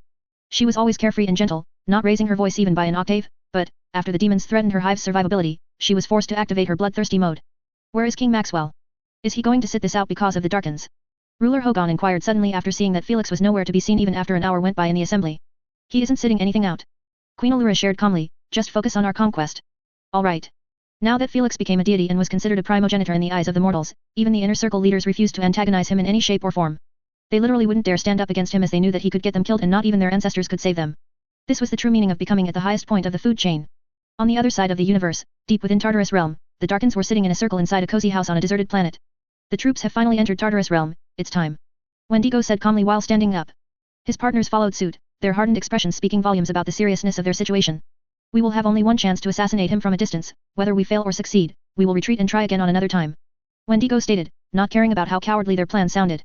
It was understandable as in their eyes, they would be fighting 5 primogenitors. They weren't stupid to commit fully to a losing engagement like this. Is he in yet? Saurus asked as he eyed Mananangel. Not yet. Mananangel replied, his hand holding a replica of Felix's blood drop. It was easy to know whether Felix was in the 7 demon realms or not, as the blood would have reacted the moment he was in the same galaxy as it. Even better, let's get going. Without an ounce of hesitation, the 3 Darkins embarked on their spaceship and took off into the distance, heading towards none other than the Skallians' troops. In this battle, they planned on playing as dirty as possible even if it meant antagonizing other primogenitors in the process. Unbeknownst to them, they weren't the only ones after Felix. Whoosh. As the echo of the departing spaceship's roar dissipated into silence, the air around the small house began to curdle, thickening with a palpable malevolence. Suddenly, the crimson cloud swelled, condensing into a nebulous cloud of noxious energy that was sinister as it was mesmerizing. Amidst the swirling vortex, a figure started to take shape. It was Lucifer, materializing from the raw, undiluted evil. His form was a silhouette at first, a mere shadowy outline within the miasma, but soon, his ghastly figure was fully revealed. Crimson eyes, burning with an unholy fire, emerged first, piercing the darkness. His imposing form, exuding an aura of dangerous allure, was clad in a regal, obsidian-hued robe, the reflection of the stars twinkling ominously on its surface. With a sardonic smile that could chill the marrow, he lifted his head and stared at the disappearing spaceship. You always wanted me to fight my destined other half in the 7 demon realms to interrupt our holy reunion. He smiled coldly, do not mind me doing the same. After his latest defeat under Felix's hands, Lucifer had no intentions of letting his pride get in his way. If this meant taking advantage of the Darkins' assassination to merge with Felix at his weakest, so be it. Whoosh. With a wave of a hand, Lucifer disappeared yet again, as the consciousness of the sinister energy, he could be anywhere and everywhere, as long a portion of evil power source was there. Now that he knew of their destination, he went there ahead of them and waited for his precious moment. Unbeknownst to him as well, Felix might not know the details of the Darkins' assassination attempt, but he learned that it involved the Skallians' troops from Lord Loki. This meant all 3 parties were going to be at the same location. The cogs were finally turning on this historical fight and only one party was going to emerge victorious. Would it be a human, a demon elemental, or primogenitors? A few days later, Prince Beelzebub sat atop the tallest spire of his once impregnable fortress, watching as the horizon filled with the armada of the SG Alliance troops. Their vessels blotted out the stars, a shadowy shroud encapsulating his beleaguered capital. He could feel the vibration of their engines, the energy blasts echoing in the distance, growing closer and louder. It's finally happening, ah. The once proud and sinister demon prince was now signing his sorrows away with a bottle of alcohol in his hand.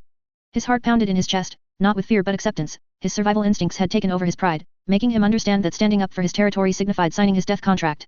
He knew full well that Felix might appear at any moment, materializing out of thin air like some wraith, and Beelzebub had no illusions about the outcome of such an encounter. The ending of the Demon King Lucifer was staying rent-free in his mind. This city. He murmured to himself, his eyes scanning the sprawling metropolis one last time. Each soaring tower, each winding street, and each trembling soul residing within was a testament to his reign. His fingers grazed the cold stone of the parapet, absorbing the final moments of the world he had so meticulously crafted. Faint cries of demons began to rise as the first wave of SG Alliance troops touched down on the outskirts of the city. Lights flashed on the horizon, the symphony of an impending battle starting its haunting crescendo. With a last sigh, he turned from the panorama of his soon-to-be-fallen capital, his crimson eyes gleaming in the flickering light. Farewell, he whispered into the icy wind, an unheard goodbye lost amidst the chaos. He raised his hand, energy swirling at his fingertips, ready to cast himself into the darkness, far away from this place, far away from the relentless pursuit of the greatest demon hunter. A final glance back, and Beelzebub disappeared into the shadows, prioritizing his survival over his empire. His figure faded away just as the first explosions tore through the sky, casting his abandoned capital in a harsh, violent light. His reign was over, but he was alive, lost in the boundless obscurity of the universe. Unbeknownst to him, Felix never had any plans of hunting him down as it would compromise his more important mission, slaying the Darkins. You were right, he really didn't show up to protect his capital Candace shared. Only a selfless hero or an idiot would risk his own life for the sake of a piece of land. Felix replied calmly, not surprised by the smooth invasion of Beelzebub's capital. I guess the other princes will also do the same, Candace said with a displeased tone. On one hand, I am happy with this outcome, but on the other, I really want those F***ers dead and gone for good likewise, but we can't have them both. Felix said. We have more important stuff to do than waste our time on such weaklings. The only thing that bothered Felix was the notion that the demon princes would always be around, like an unkillable germ. Though. The good news was that none of them need purities to keep their rationality intact, as the only reason they hunted for purities was to feed their armies and boost their strength. This implied that if they were truly smart about remaining hidden, they wouldn't dare hunt for purities inside the Scullions' territories. Elder, any signs of the Darkins? Felix asked Lord Loki, who was playing cards with the remaining free tenants from this mission. Nothing yet. Lord Loki waved his hand in annoyance. Stop bothering me, I will tell you when their location is readable. Alright. Right now, Felix and his masters were staying in the Void Realm with Nemo's help, and Felix was quite antsy about it. Since Candace couldn't resist the Paragon of Sin's uncontrollable pressure, they had to rely on Nemo to transform into an aircraft and stay inside of him. It was quite easy for him and he found it fun to do. Though, Felix really wasn't too thrilled with the idea, and he even didn't want to do it at the beginning. It was understandable, as the moment he knew that the Paragon of Sins must be awake, he feared for Nemo's life. If it wasn't for the Paragon not making a move on Nemo even after Lucifer found out about him, Felix wouldn't have been this daring. After great efforts and commendable teamwork from the Scullions' troops, Beelzebub's demon realm, Tartarus, was officially conquered. In the heart of the ravaged capital, amidst the ruins and the lingering smoky remnants of war, a miraculous spectacle began to unfold. Follow EOS stories at nvl/by/n.com. The World Tree, a monument to the Scullions' successful conquest, stood tall, breaking through the scarred skyline. It reached towards the heavens, its vast branches spread wide and covered in myriad shades of green, glistening under the twilight of Tartarus realm. The demons in the capital had their demonization reversed, making them seem like they had woken up from an eternal nightmare. Since most of those demons belonged originally to the 7 demon realms, the SG Alliance was introduced to new races and ancient civilizations. While the Scullions' citizens were celebrating their victory at last, the Inner Circle leaders had no intentions of doing the same. They left some of their troops to deal with the survivors and planned on taking off toward the next demon realm. But Felix had to stop this from happening, as he knew that it would ruin his plan. Fortunately, he didn't need to explain himself anymore, as the moment he ordered the troops to stay put for a couple more days, no one dared to object and cause a scene over nothing. The next morning. I have a signal, their spaceship has stopped at these coordinates, you better move quickly if you want to catch them, Lord Loki said while sharing the Darkins' coordinates with Felix. He couldn't do this before because it was impossible to track them in light speed mode. Much appreciated. Without a split second wasted, Felix guided Nemo in the right direction, knowing that he couldn't understand it as well as Candace. They have stopped nearly 10,000 kilometers away from Beelzebub's capital. They really are planning to hold the Scullions' troops as a hostage to draw you out. Asna commentated with a cold tone. I expected nothing less from them. Felix wasn't surprised one bit. He already figured out that the Darkins were bound to play dirty and use either people close to him or responsible for, to get him killed. The only reason they hadn't used this strategy before was that Felix hadn't made them feel threatened to throw their pride and dignity this openly. Also, deep down they must have felt that Felix would never throw his life away for other people, as they couldn't fathom doing the same. This thought process had shifted drastically the moment they had blown out Felix's home planet, killing his family in the process. Since they plan on killing me from a distance, this means one of them will be split from the pack. Felix smiled coldly. I'll have a feeling it will be Mananangel. Whether they leave 2 to handle the hostages or 1, they were bound to separate front each to pull off their plan. Mananangel had the highest chance of being the gun holder due to his element. Wendigo couldn't assassinate Felix from a distance with his ultimate ability since it required close eye contact. Meanwhile, Saurus' gravity abilities were too obvious, and take some time for the real damage to start kicking in. Only Mananangel was capable of assassinating Felix from tens of thousands of kilometers, if not more, with a mere glance, using Felix's own blood against him.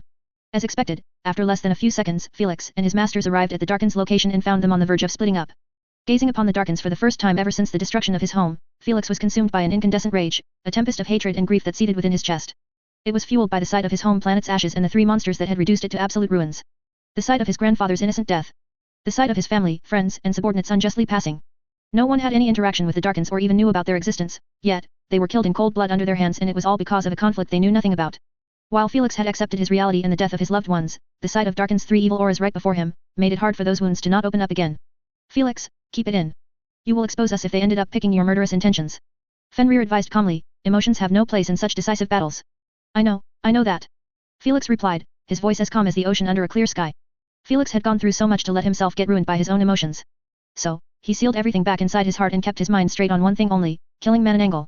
You be safe, alright, Lady Sphinx warned, don't get overconfident or try to prolong the battle to appease your hatred and anger.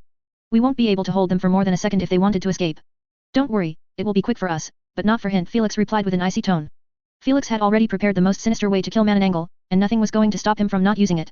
Make sure to put everyone in your darkness field. So, not even his masters could save those pests if they wanted, Sora said, smiling coldly as he was seen traveling with a massive cloud of darkness. No need to tell me what to do. Wendigo replied. No one will leave my presence unless I say so.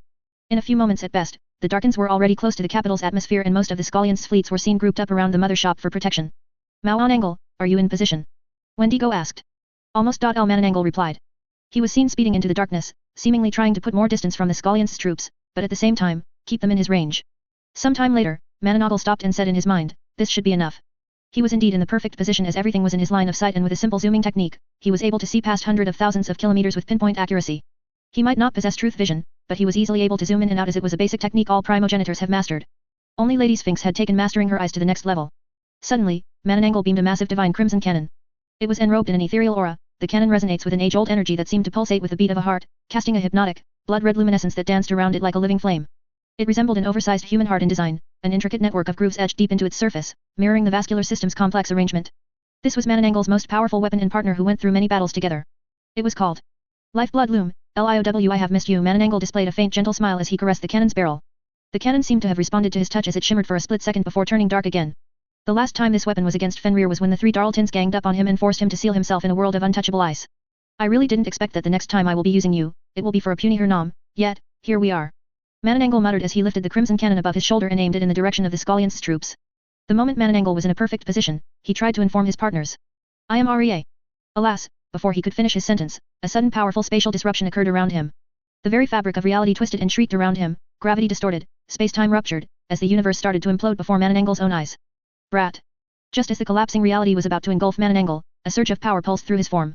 In a flash of crimson brilliance, Mananangel transmitted into a swirling cloud of sanguine mist. The rush of the transformation was instantaneous and much faster than the collapsing reality around him. In a swift manner, he was propelled out of the immediate danger zone. Still, the cloud of blood darted through the cosmos until he put a safe distance from the falling reality.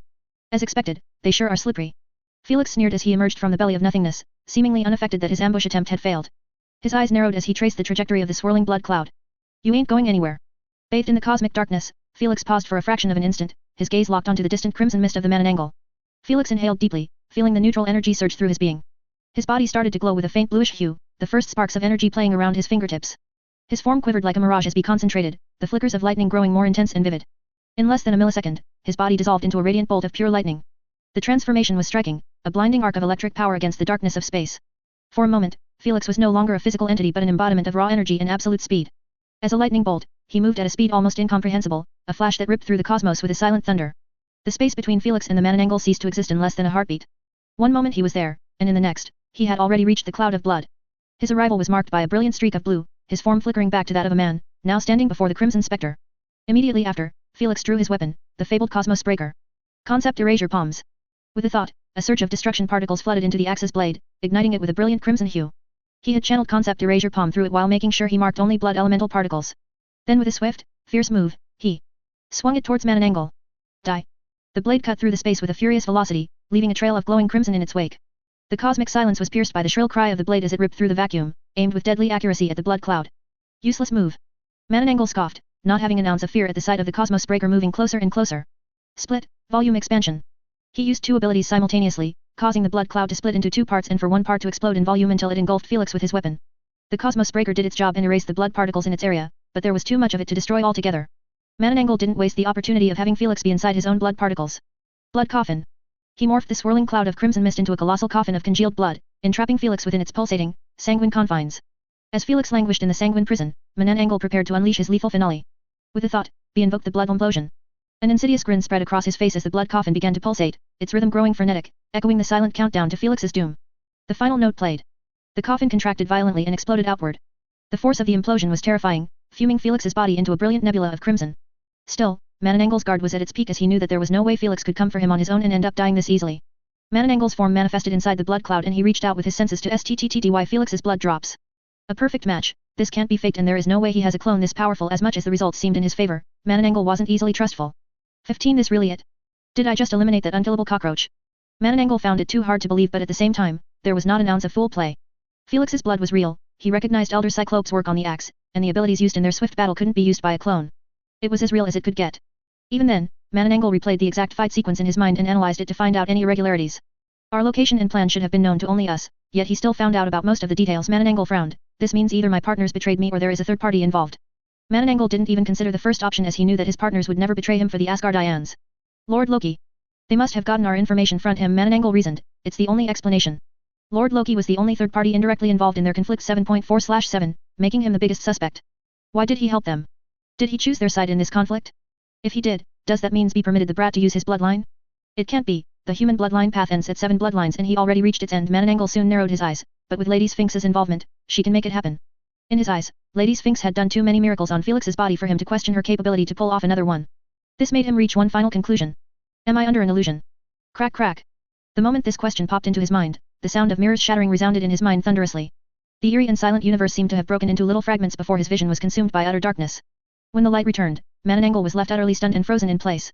He found himself inside a throne chamber that was nestled within an eerie grandeur castle. The chamber was an opulent testimony to the ancient vampire lineage, a cold stone marvel built with original Gothic aesthetics and bathed in an ominous palette of deep purples and onyx blacks. High, vaulted ceilings loomed overhead, lost in shadow and hung with colossal chandeliers adorned with 1,000 crystal prisms, which danced with spectral radiance in the dim, flickering candlelight. At the end of the room, on an elevated dais, sat the magnificent throne, forged from obsidian and embellished with blood-red rubies and silver filigree. Reclining regally on the throne was a figure of deathly allure. Her skin was as pale as moonlight, eyes gleaming with an ethereal crimson glow that bespoke ancient power. Her raven black hair cascaded down her shoulders, contrasting against the intricate ruby-studded black gown that siding to her form. A pair of onyx bat wings were folded neatly behind her, matching the dark aura that enveloped her. She seemed pregnant as her belly was slightly bigger even under her heavy clothes. To her sides, an array of princes lounged, a constellation of dark stars orbiting their radiant queen. Each prince was unique in his countenance, some with long, flowing hair, others with sharp, handsome features, but all bore the same intense eyes reflecting the bloodlust of Mananangel's lineage. Welcome back, dear. The queen vampire smiled gently, leaving Mananangel staring at her with mixed emotions. Omarini. He muttered her name, his heart was as heavy as a boulder while his mind was being assaulted by sealed memories of their precious life together. Do you miss her? Abruptly, Felix's voice resounded across the throne chamber, causing Mananangel's expression to turn murderous immediately. Boy, if you are thinking what I am thinking, I can assure you that your death won't be gentle in the slightest. He threatened. I am not going to do anything. Felix manifested next to the queen and uttered with the most sinister smile as he rubbed her belly, you will be doing the deed all on your own. Welcome to your personal hell. In the vast expanse of cosmic space, an anomaly rippled through the void. A figure emerged from the oscillating warp, an entity of immense power and darkness, sending a silent shiver down the spine of the universe. It was Lucifer, his form radiating an aura of dark majesty, his crimson eyes exuding distress and anger. Where did they go? He yelled in his mind as he watched the fading trail of crimson mist, the last vestiges of a powerful blood ability, and the slight disturbances in the fabric of space, evidence of a space-altering technique. Because his existence was related to evil energy and there was no way Felix and Mananangel wouldn't detect it randomly in outer space, he kept a significant distance between the two. Still, he had a front-seat view of the entire short battle. He saw how Felix used totality collapse and chased down Mananangel's blood cloud as a lightning bolt. However, to his surprise, the moment Felix arrived near Mananangel, none of them made a move for an entire second after Felix waved his hand. Then, there was no then. Felix snapped his finger and both of them disappeared, leaving him stunned and agitated. Now that he saw the spatial disruption, he knew that Felix had teleported both of them to another location. They must have not gone far. I have to find them before their battle ends. Without an ounce of hesitation, Lucifer broke into a cloud of evil energy again and took off, seeking their location at all costs. After watching Felix's swift battle with Mananangel, he understood that his chances to defeat his other half were getting slimmer and slimmer. Felix becoming a deity was like giving a tiger wings, all of his overpowered abilities could finally be used to their peak potential. While Lucifer was hunting for them like a madman, he had no idea that Felix had teleported Mananangel to a small pocket dimension of his creation. It was by using a newly mastered greater spatial spell called Dimensional Platform.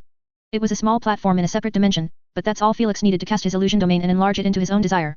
In this instant, he created Mananangel's previous castle and trapped him in it. A few moments before Felix and Mananangel's battle, Saurus and Wendigo were seen waiting patiently for their partner's signal near the Scullions' troops. Not a single spaceship had picked up their existence as Wendigo was using a darkness ability capable of hiding them completely from any detection ability. Alas, they were against the all-seeing eyes of Lady Sphinx. While they assumed that no one could see them, they appeared as clear as crystal in Lady Sphinx's mesmerizing eyes. LT's time. Lady Sphinx said calmly while creating a tiny sand sword the size of close to an atom. I am ready, Fenrir replied expressionlessly. Nimmo, now. Without warning, Lady Sphinx and Fenrir sprang into action, bursting from the void like celestial wraiths. They descended upon Saurus and Wendigo with the fury of cosmic storms. The surprise was total, the ambush was perfectly executed. Careful. *T.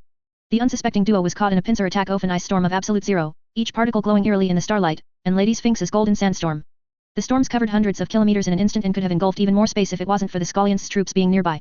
While the ambush was utter perfection and they had been caught off guard, Saurus and Wendigo still reacted with uncanny synchronization. Darkness relocation. Amidst the chaos, Wendigo activated darkness relocation, causing his form to disintegrate into a nebulous cloud of absolute darkness. In a blink, he vanished from the battleground, appearing instantly in another part of the cosmos where darkness was dominant before either storm could touch him. Simultaneously, Saurus tapped into his own most powerful ability, black hole manifestation. Around him, the fabric of reality began to ripple and distort, space-time warping into a vortex of inescapable gravitational pull. Darkness bloomed around him, swallowing him whole, a monstrous maw against the icy onslaught. The black hole acted as a counterbalance, its gravitational pull pushing against the chill of absolute zero, nullifying its effects. The space around him twisted, stretched, and distorted into an abyss so deep, it swallowed all light and heat, leaving only darkness in its wake. Knowing that their bodies would be devoured and crashed, Lady Sphinx and Fenrir had already used countermeasures to resist the insane gravitational pull. Meanwhile, Saurus on his own accord dove deeper into the black hole, where neither time nor space existed. This was his sanctuary, a refuge only he could survive in from anything and anyone. Wendigo didn't hesitate to bail on him, so he could allow him to use his ultimate ability to survive the ambush.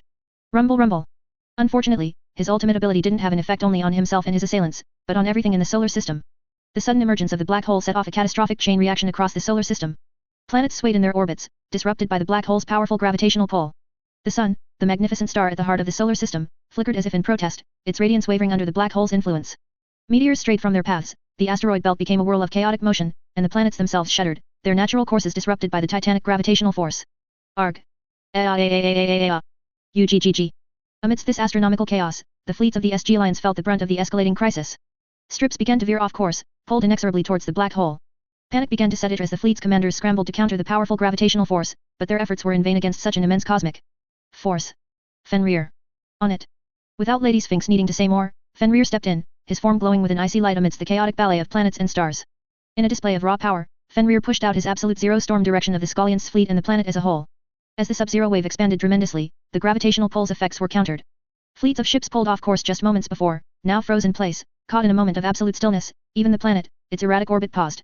You have gone soft and you will pay for it, Saurus scoffed as he watched his nemesis, turning his back on him to save the puny lives of mortals. Visit novelbin.cm for updates. Although Saurus didn't plan for any of this to happen, he made sure to take advantage of it. He brought his hands together from within the black hole and pulled them apart, akin to an orchestra conductor. The moment he did so, the boundary of the event horizon seemed to fluctuate, to pulse as if it had become a sentient entity. Suddenly, the darkness erupted, not with an explosion of light, but with an outpouring of pitch-black tongues, reaching out into the surrounding cosmos. It was Saurus, manipulating the black hole's properties from within, bending it to his will. Each tongue of darkness was an extension of Saurus himself, a manifestation of his power and control over the black hole. They moved with an eerie grace toward Fenrir. Even when his back was facing the eerie tongues, he didn't seem fazed in the slightest. He merely glanced at Lady Sphinx and uttered calmly, "Go after Wendigo, I got this." "All right." Lady Sphinx didn't question his decision even a little. She turned around, eyes gleaming with an unnatural light akin to a predator. Then, she broke off into a humanoid sand figure and reduced each sand grain of her body to atomic size, causing her entire body to become as small an atom. Still, she didn't stop the size reduction until she reached the quantum universe, the lawless universe, where realities collide and realms clash together.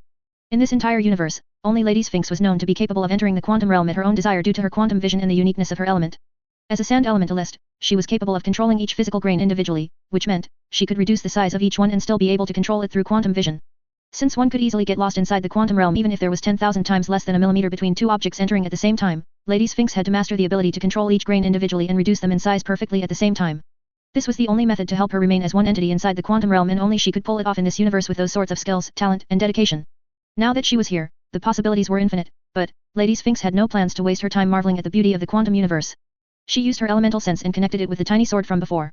This tiny sword wasn't with her anymore, as during the ambush, Sight had successfully attached it inside Wendigo's atom world before he disappeared into the darkness. The ambush wasn't a total disaster, as both of them knew that the Darkins wouldn't get killed this easily. So, she aimed to place a tracker on the slippiest one of them, knowing that Fenrir could handle Saurus on his own. "Got you." Lady Sphinx's gleaming triangle pupils reflected a beacon of light in her eyes, which was none other than her tiny sword. Without an ounce of hesitation, she took a step forward with her eyes closed shut, and then she disappeared. When she reappeared again, she was already holding the sand sword, which wasn't so tiny anymore. One could only imagine what she planned on doing in such a critical location. 1365 Successful retreat. I have only a few seconds before my form dissolves on its own. Lady Sphinx knew that time wasn't in her favor due to her form being too difficult to maintain for prolonged periods. After all, she had to control each grain of sand individually to keep them the same size, and each movement made had to be completed simultaneously for all grains. With a swift move, she began drawing on her power over sand. A sandstorm formed, a microscopic maelstrom swirling with cosmic grains. Despite its size, the storm was a force of nature, able to erode and disrupt on an atomic level. As Lady Sphinx released the sandstorm, it swept through Wendigo's atomic world, disturbing the delicate balance of his inner cosmos. Each grain of sand was a tiny battering ram, clashing against the atoms, causing disruptions and chaos. Arg! What they? As the sandstorm raged and expanded to a frightening size, Wendigo recoiled in shock and agony, a sensation, unlike any pain he had known before.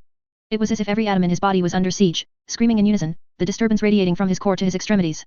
His form flickered, instability rippling through him as the sandstorm disrupted the atomic harmony within. His body convulsed, rejecting the invading force, as he struggled to maintain his physical integrity, knowing that the moment he gave in, his body would collapse on itself and he would drop dead. Sphinx. UB*TCH. He recognized the source of the pain immediately as Mananangel had experienced it before against none other than Lady Sphinx in the Primogenitors era. Since Lady Sphinx had already exposed this ability to the Primogenitors, none of them was stupid enough to not prepare countermeasurements if they were ever put in the same scenario as Mananangel. Release. With a burst of dark energy, Wendigo's form began to disintegrate, not in a destructive sense, but in a purposeful transformation. His body began to split, a cloud of darkness erupting into thousands of smaller, independent parts. Each fragment was a miniature version of Wendigo, holding a portion of his essence and consciousness. 7 See it Nfelb/N.C/M for L test vels. Like shadows given life, the thousands of mini Wendigos scattered in all directions, knowing that when Lady Sphinx returned to her original size, she would take advantage of his weakened state and eliminate him for good. Not this one, not this one, not this one. At the same time, Wendigo was switching his focus rapidly from one portion of darkness to another in his elemental form, wanting to find a clean portion without any of Lady Sphinx's sand particles. As he kept skipping from one to another, those portions of darkness suddenly turned golden in color before being transformed into sand particles, emphasizing the end of their conquest. Faster. Faster. Faster. Wendigo increased his switching speed as he was forced to have his main consciousness jump from one portion to another to avoid getting erased. Finally. Fortunately for him, he had acted extremely quickly and had planned countermeasures, which ended up rewarding him with a survival chance. He quickly placed his main consciousness inside the clean portion of what remained of his body and without an ounce of hesitation, he used the same teleportation ability to put a significant distance from his assaulted location. When he was gone, Lady Sphinx had her size increased until she reached her normal height, then, she cancelled her transmutation ability with an expressionless look. Wendigo has gotten away, but in a weakened state. Be right there. Lady Sphinx sent a telepathic message to Fenrir as she took off in his direction. She was neither surprised nor disappointed that her attack had failed to kill Wendigo. He already had pretty low expectations of it working out as she knew that the moment she had exposed her ability back in the day, it wasn't going to have a great effect on Primogenitors unless they didn't bother to prepare a countermeasure. Wendigo's situation was even more complicated since he was capable of switching between the ether and the physical, unlike most Primogenitors. While Primogenitors used transmutation to switch into elemental form, Wendigo didn't require to do so as he reached a stage where his existence was darkness and darkness was him. Unlike other darkness elementalists, he had taken it a step further in his manipulation and was capable of controlling both cosmic dark energy and dark matter. Whether it was dark energy or dark matter, both neither emitted light or any type of electromagnetic radiation that could be detected. As the darkness primogenitor, he was capable of controlling all kinds of energies, matters, or concepts related to darkness in any shape or form. This allowed him to be too overpowered in outer space as more than 68% of the universe was made up of dark energy while 27% was made out of dark matter. In other words, it was near impossible to catch Wendigo in outer space or kill him as he could always merge his main consciousness with a new body manifested out of dark matter or dark energy unless his soul was eradicated before then. On the other side, both of them have escaped, Fenrir uttered with an icy tone as his eyes were affixed on the disappearing black hole. In a few moments, it broke into elemental particles and the disruption in the solar system was returned to normal at last. Just like the fight with Lady Sphinx, they merely traded blows for a few seconds before Saurus decided to leave. Clearly, he was informed by his partner to not prolong the fight and regroup with each other. In their eyes, Mananangel's unresponsiveness only meant that he was ambushed just like them, and they were more agitated about this since neither Felix nor the rest of the Asgardians had made their presence known. Felix has successfully kidnapped Mananangel. Thor shared with a faint proud smirk, you guys don't want to miss the show. You can watch, I got this covered. Lady Sphinx nodded at Fenrir. You are just as deserving of seeing that filth get his punishment. I will switch back in case they made a move again. Fenrir gave her a slight nod in appreciation and then switched his focus to his wisp of consciousness. During Primogenitors battles, one needed 100% of focus to not end up getting screwed up. This made it too risky to place one's main focus outside of the battle even when each wisp of consciousness was considered as an individual that could handle itself. While Lady Sphinx and Fenrir had successfully foiled the Darkin's hostage strategy, they understood the Skallians' troops were still in danger. The moment those two realized that their partner was nowhere to be found and couldn't be contacted, they would attempt to use the hostages again to pressure them. Fortunately, Felix had planned for this and ordered his clone in the UVR to order a mass retreat of the Skallians' troops the moment he succeeded in his kidnapping attempt. Honestly, he didn't even need to do this. I don't want a single soul to stay near those monsters. Queen Alfreda ordered with a solemn tone. Were they really trying to attack us? Emperor Local said, his back sweating bullets. Almost all Inner Circle leaders shared his reaction as they had just watched their entire Skallians superfleet almost end up getting consumed by a black hole. This is outrageous. Don't they have any respect for our ancestors to assault us this blatantly? Minister Aquarius huffed in displeasure. I am reporting this to the ancestor. Likewise. Seconded. They really have gone too far. Felix might be the Alliance's leader, but he didn't own it. In their eyes, for the Darkins to bring the Alliance into their personal conflict warranted a punishment. So, every Inner Circle leader with a primogenitor still active didn't hesitate to reach out to them and report on the Darkins' transgression and show them the entire fight. While the news did anger many of them, the excitement and intrigue of those two factions' conflict finally blowing up took over them. *T, we missed most of it. Erebus banged the table with a dissatisfied tone as he watched the replay of what happened with his peers in the assembly. They really were bored out of their minds to react like this. I can't see either Mananangel or the rest of the Asgardians in the picture. Kumiho remarked in intrigue. Do you think they have ambushed him as three? Must be. Elder Aspidic stated calmly, in terms of pure strength and power, Mananangel can be considered as the weakest of most of us. But, it doesn't matter to be stronger than him if one can't kill him. Siren shook her head, I would rather have targeted Saurus. Out of the Darkins, he is the only one with a chance of getting eliminated if that boy used his ultimates right. True, even if Mananangal was killed, he can always automatically get revived with a new soul and a body from scratch, using a mere random drop of blood anywhere in the universe. Sheriff huffed in irritation, not a fan of such cockroachy ultimate. The Asgardians aren't that stupid. They also know about this and they still prioritized him over the others. Erebus narrowed his eyes. I say, they must have figured out a method to kill him once and for good. 1366 Your personal hell. 2. You think so? That sounds impossible, right? His peers found it difficult to believe as the notion of complete rebirth implied that there was literally nothing to kill Mananangal unless he was killed off every time he was reborn until every drop of his blood was erased from the universe. This kind of certainty was the only thing keeping Wendigo and Saurus as calm as a summer sea in this difficult time. I can't find him anywhere, not reach him. Saurus said with a suppressed tone. He is either dead or taken to another dimension. As much as I hate to admit it, it does sound like his death is the most plausible reason. An ambush by two primogenitors and a deity with multiple ultimates isn't something easily evadable. Wendigo replied, his eyes two vortexes of pure chaotic darkness, reflecting his inner emotional state. The moment those two escaped from Lady Sphinx and Fenrir, they reached out to their partner using Queen AI as well as telepathically. When both mediums failed, they even attempted to awaken his dormant wisp of consciousness inside their minds. Alas, it didn't respond to their calls, which was another indication of Mananangal's main consciousness being either offline or too occupied to respond. All new Haptors NNV.com. When they asked Queen AI for the last recording of their partner before he went offline, they saw nothing but absolute destruction unfolding in his wake. They recognized it to be totality collapse instantly, which made his death more plausible. If he was killed, so be it. He is bound to be revived in the upcoming hours and reach us on his own. Wendigo stated, let's just be patient and wait. While both of them were fuming internally about how their assassination plan backfired on them so badly, they knew that expressing it would solve nothing. They didn't even bother to go after the Skallians' troops again, knowing that the Lady Sphinx and Fenrir would be there to protect them. Thus, there wasn't much for them to be done at the moment besides waiting for their partner to reach out to them and regroup. Alas, if only they knew what was happening to their partner at the moment, they wouldn't sit for even a second. 1 minute before, when Mananangal had just gotten transported into the castle. My personal hell. Mananangal sneered. You think I can be kept here against my will? Be my guest and give it a try. Felix extended his hand welcomely, not an ounce of worry on his face. His unnerving confidence would have made anyone else feel bothered, but not Mananangal. He pointed his finger at the castle ceiling and called calmly, blood overtake. Whoosh. His blood rushed forth, spilling from him in crimson torrents. The rich, vibrant life fluid splashed against the castle's stones, seeping into cracks and crevices, and flowing across the floors and along the walls. It surged like an unleashed river, rapid and relentless. The castle began to shift and shimmer under the onslaught. LT's stony visage became slick with blood, walls glistening, floors drenched. Every room, every corridor, and every inch of the castle was soaked in Mananangal's life essence. Liven his wife and children weren't spared from being submerged under his blood ocean. When the castle seemed to have been filled, he called in his mind, bloodification. As Mananangal channeled his unique ability, the haunting silence of the castle was pierced by an echoing pulse, as though the very heart of the fortress had been awakened. The crimson life fluid that coated every surface started to react, and the bloodification process was initiated. The castle began to morph and shift under this new power, its cold, hard stonework dissolving, replaced by a pulsating, living structure of blood. Stone towers transformed into towering spires of flowing crimson, arches, and ceilings becoming a network of veins and arteries. The floors morphed into a semi-solid state, undulating like a calm sea under Mananangal's feet. The castle had become a castle of blood, a living, breathing monument sculpted from his very essence. When you own the illusion, even the owner is helpless against you. The moment he said this, Mananangal snapped his finger, and the blood castle fell through, becoming a flowing river around its creator. Before he could feel pleased with himself for even a second, Felix emerged from the river as a humanoid blood figure and said, "You are right, illusions are easy to handle in such cases as they are still labeled as mental attacks. But, this is no ordinary illusion attack." His smile turned sinister the moment he finished his last sentence, causing chills to course down Mananangal's spine. Illusion domain, I am inside an illusion domain. Mananangal deep down anticipated that Felix would have used illusion domain against him the moment he knew that he had integrated with Lord Loki's bloodline. He wanted this truth to be false so badly as he recognized that once a person get inside an illusion domain without immunity, his fate was considered sealed. The other illusions were considered mental attacks, but the illusion domain was considered a reality-bending ability.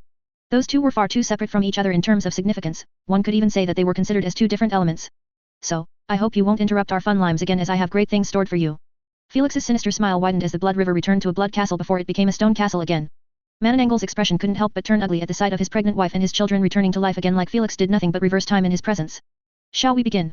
Immediately after Mananangal's ears registered Felix's words, he found himself sitting at a long elegant dining table with his children facing him.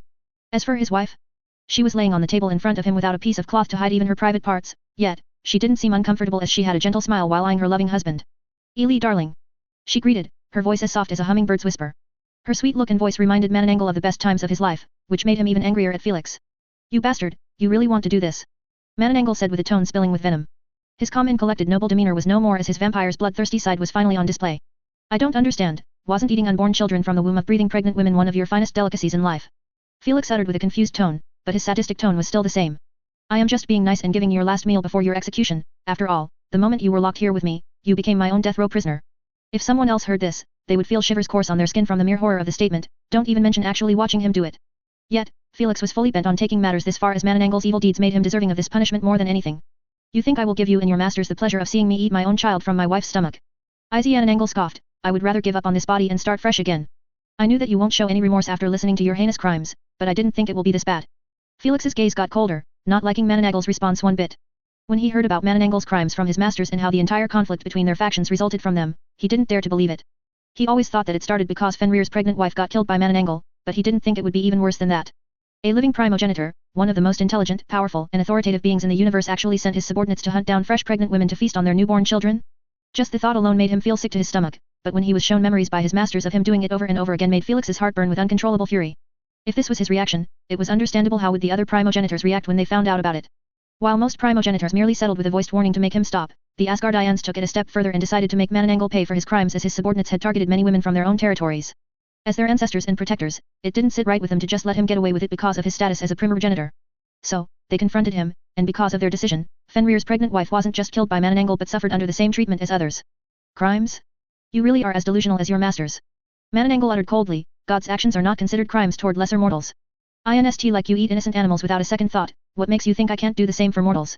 In my eyes, you are nothing but talking animals. 1367 Your personal hell. 3. Talking animals, hey? If you truly believe so, you wouldn't have any problem with this. Felix said, pushing Mananangle's chair closer to his exposed wife. I already told you, I am not going to give you the satisfaction of torturing me. Mananangle smiled coldly. Also, you made a fatal mistake of not killing me the moment you captured me.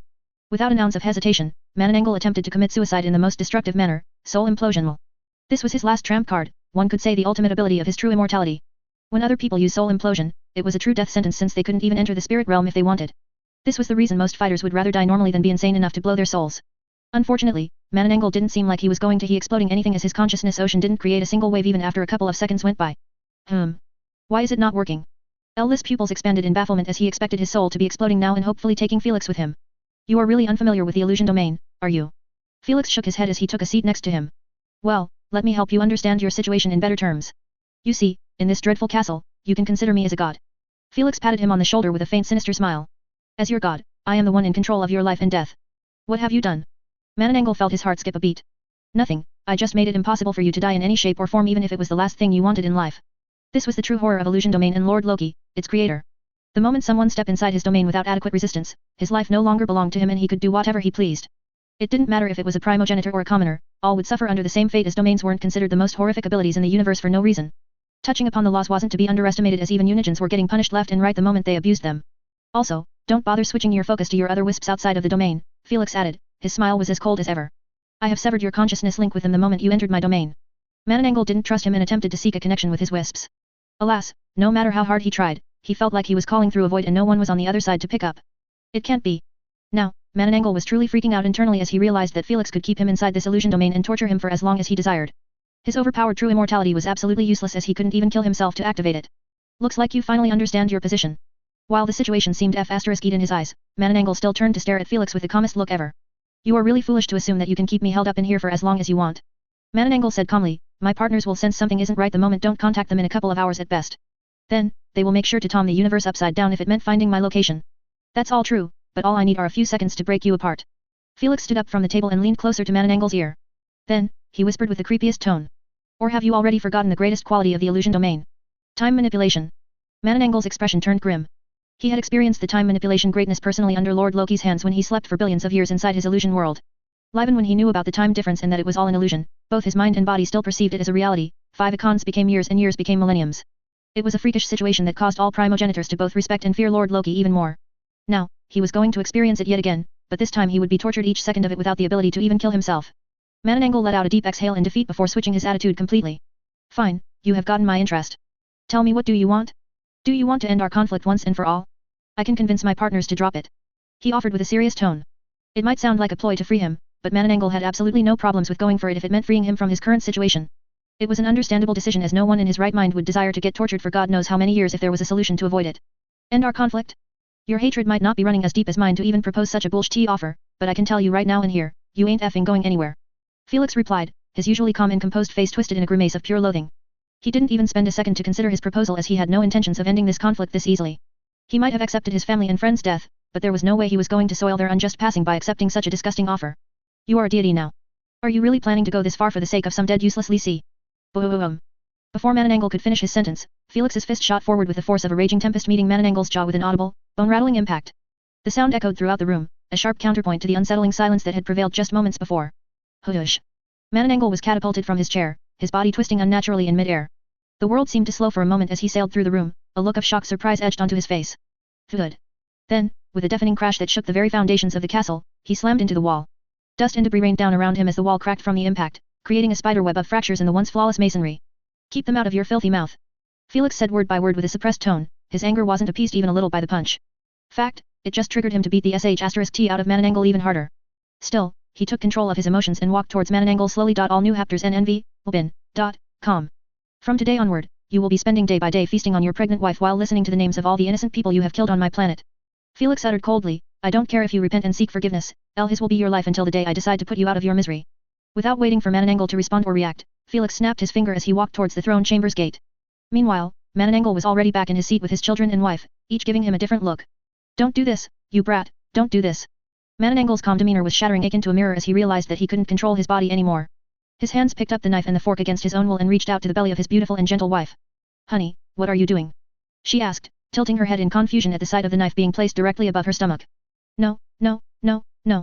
Mananangal's hand kept shaking, trying his very best to stop the knife. Alas, his efforts were as useless as pouring a bucket of water on a burning building. Slice. Arg. Hunnel, it hurts. Stop. His wife cried out loud in agony as the knife cut through her belly in a clean fashion, causing a flood of blood to rush outside. This isn't real, this isn't real. Mananangal tried his best to ignore his wife's cries and the horrible look of her open stomach, repeating in his mind that B was an illusion and none of this was real. Alas, no matter how much he repeated it, it was as real as it could get. Bon appetit, Felix said one last time after glancing behind him and seeing this heinous and absolutely wicked view.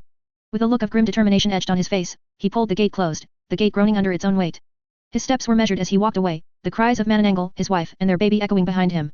Air please and screams resonated in the massive hallway outside the throne chamber, a haunting melody of desperation and fear. Don't be soft, don't be merciful, don't be lenient, and don't be humane. He deserves more 1,000 times much worse punishment. As the voices invaded Felix's mind, he kept reminding himself of Mananangal's past and recent crimes. His face was hard, and his heart hardened even more. This was the justice he deserved, he told himself. The suffering he had caused to all those innocent pregnant women was now his own to endure. Ka-thum. As the gate sealed with a resonating clang, their screams were muffled, becoming haunting whispers in the wind. Felix walked on, the cries growing fainter with each step until all he could hear was the silent condemnation of his own heartbeat. The chamber, and the scene of retribution it held, were left behind, their cries a ghostly echo in his mind. Occasionally missing content, please report errors in time. 1368 The only method to end true immortality. As Felix exited the chamber, leaving behind the echoing screams of Mananangal and his family, a strange void began to fill him. Degree. He had expected relief, satisfaction, and perhaps even a sense of triumphant justice. But instead, he felt nothing.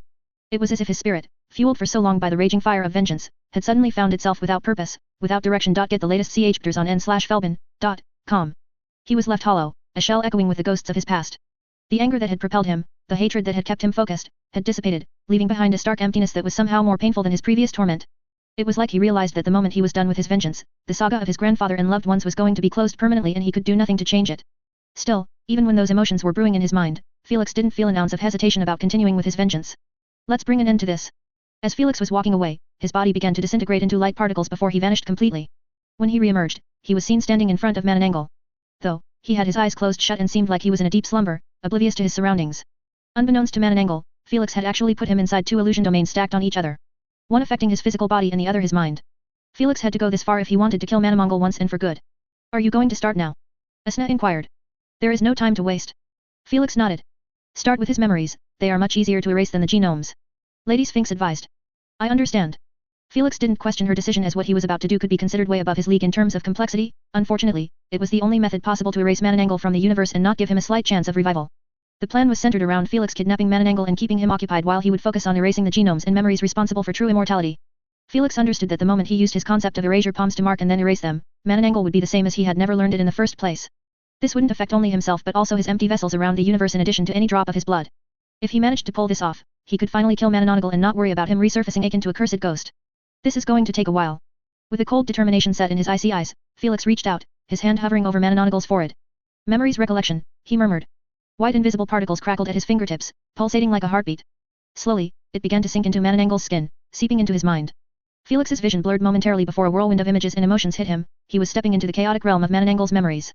They flashed by in hazy fragments: laughter, bloodshed, fear, triumph, a myriad of emotions that held no value to Felix. His focus was singular. He waded through the memories, his presence a foreign entity in the chaos until he found what he was looking for, the first memory of true immortality. It was guarded, a jewel amidst the rough, glistening with an otherworldly glow. Carefully, Felix reached for it, his fingers closing around the ethereal construct. A rush of crimson mist coursed through him, the taste of immortality on his tongue. With a determined grit, he engulfed it inside the concept destruction energy, the memory resisting as if aware of its impending doom. Alas, no matter how hard it resisted, nothing could survive Lord Shiva's concept destruction ability. The memory of true immortality was forcibly erased, the space where it once existed was now an empty void. As Felix withdrew his hand, he could see Mananangul twitch in his unconscious state. Let's go all out now. Felix knew that he had just taken the major memory related to true immortality and there were still God knows how many more. However, he had the plan to deal with them all at once, using a combination of Lord Loki's memories recollection ability and his concept destruction ability. He had tested it out on Mananangul's clone during his preparation and while it was difficult to pull off, it was doable. Without further ado, Felix began the process, his hands radiating a spectral glow.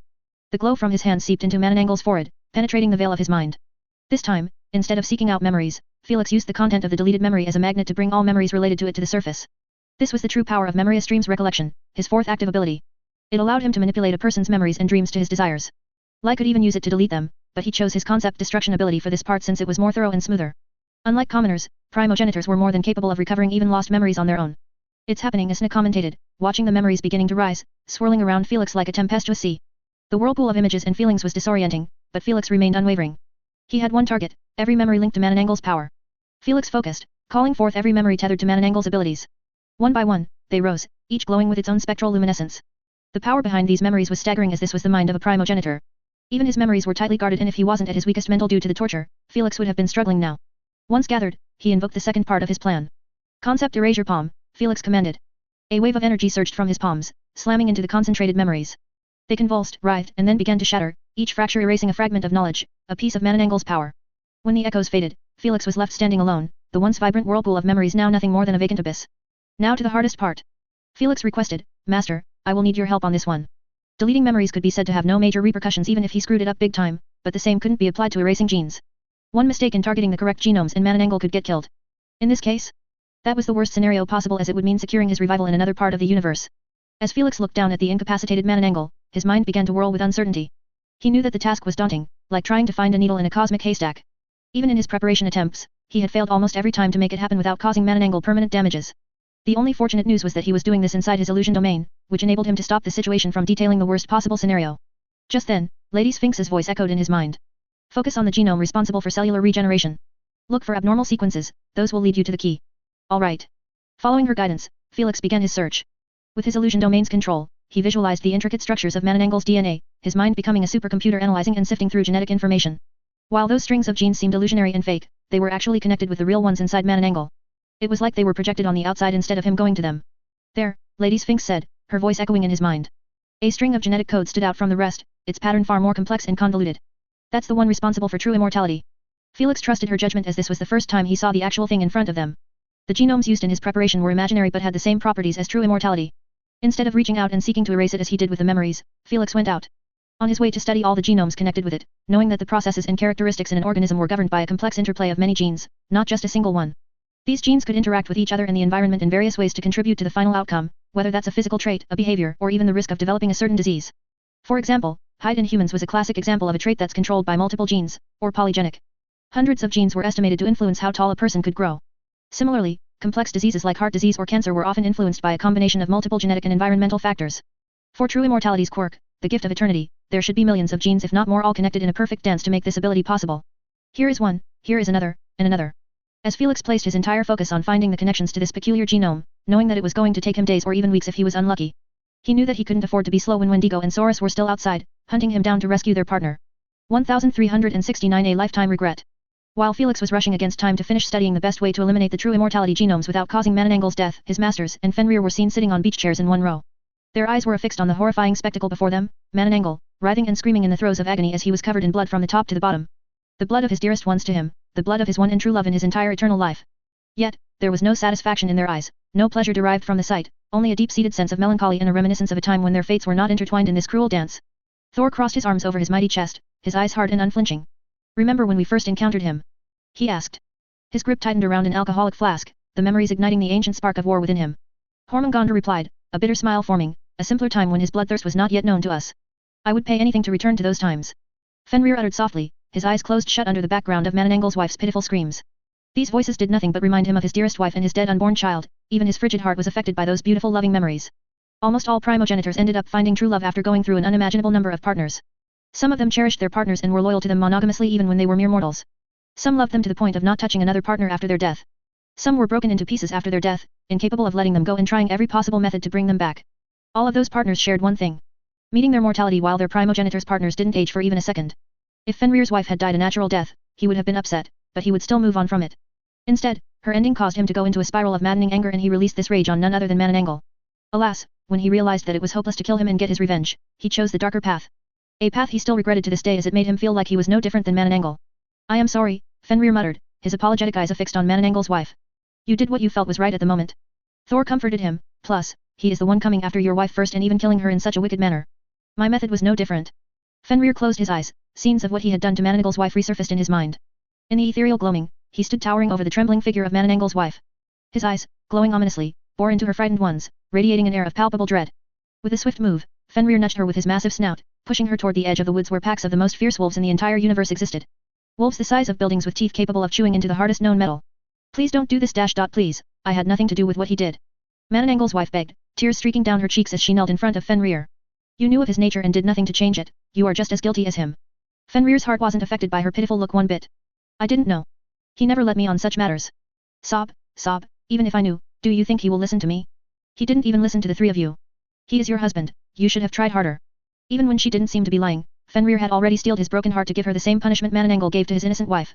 He was burning with rage and vengeful thoughts and nothing anyone said was going to change his mind.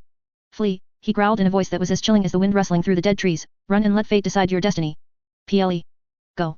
With a whimpered sob, the woman stumbled into the dark woods, the howling of the wolves echoing in her ears. In less than a few minutes, the heavy silence of the cold night was abruptly punctuated by a terrified scream echoing from the depths of the forest. Fenrir turned his sharp gaze towards the sound, his ears twitching in the chilly wind. They were the screams of a cornered prey, the wails of an inevitable fate that was approaching rapidly. The wolves, their silhouettes lit by the faint moonlight, slowly began to converge upon the source of the cries. Their eyes glowed ominously in the darkness, like fiery orbs in the pitch-black night. Fenrir watched the scene unfold with a cold, detached gaze. The terrified screams did little to stir any sympathy within him. The echoes of her cries served as a harsh reminder of the torment Mananangul had inflicted upon countless others and especially his wife. As the screams slowly faded into chilling whimpers, Fenrir turned his gaze away, the haunting echoes a grim symphony of retribution, played out in the dark theater of the forest. The Fenrir of the old would have no idea that he would regret this decision for the rest of his life. LT wasn't because it kicked the Asgardian vs Darkins conflict to a new height without a single chance of peace talks. LLE regretted it because he found out truly that Mananangul's wife had nothing to do with her husband's evil hobby of eating unborn infants, and he caused the death of an innocent life just to stick it to his enemy. Right now, all Ire could do was ask for forgiveness from her illusionary form. The final page of this hook is finally about to get closed once and for all. Fenrir thought to himself as he watched Felix trying his very best to bring an end to Mananangul's reign. To be honest, when you told me this kid has the potential to kill the Darkins, I laughed at you in my mind. Thor suddenly chuckled as he eyed Hormungandr. I know. Hormungandr smiled back. Who would have thought he was going to pull it off? Thor took a mouthful of alcohol in his mouth while his eyes showed a proud look. After this, I can brag that I'm the only one to bring up a student that slayed a primogenitor. Not any primogenitor, the one proclaimed as unkillable. Hormungandr shared his pleasure, knowing that his peers were bound to lose their sh*t when they hear the news. Unlike Fenrir, they didn't feel any guilt about whatever happened to the Darkins or anyone related to them. The sh*t they made them go through for hundreds of millions of years made it impossible for them to feel anything but utter hatred, especially when they ganged up on their partner when they were gone. Hold your horses, looks like the Darkins are getting antsy already. Lord Loki shared with an irritated tone. What are you talking about? Asna asked. They have just reached out to me to give them the location of your boy. Even though Wendigo and Saurus said that they could wait patiently for their partners to reach them, it wasn't easy to commit to it in such a tense situation. So, instead of wasting their time biting their fingers, they decided to use Lord Loki's assistance. We aren't idiots, we have figured out that you are the only one with such classified information about our plan and even location. Wendigo stated coldly as he sat in front of Lord Loki in the UVR. I don't know if you did this to pay a favor or you have switched to their side of our conflict, whatever it is, you are going to tell us about his location. Saurus threatened. If I say no? Are you going to forward a complaint to the council? The council that has kicked you out already. Lord Loki chuckled. Laugh all you want, but I tell you this. Saurus leaned closer and promised with the most sinister look ever. We will make it our life mission to ruin your precious UVR experiment. The moment his experiment was brought onto the table, Lord Loki's chuckle faded away and was replaced with an icy expression. Follow you stories at n/v/e/lb/n.com. Boys, do you really think it's the smartest decision to threaten an elemental lord?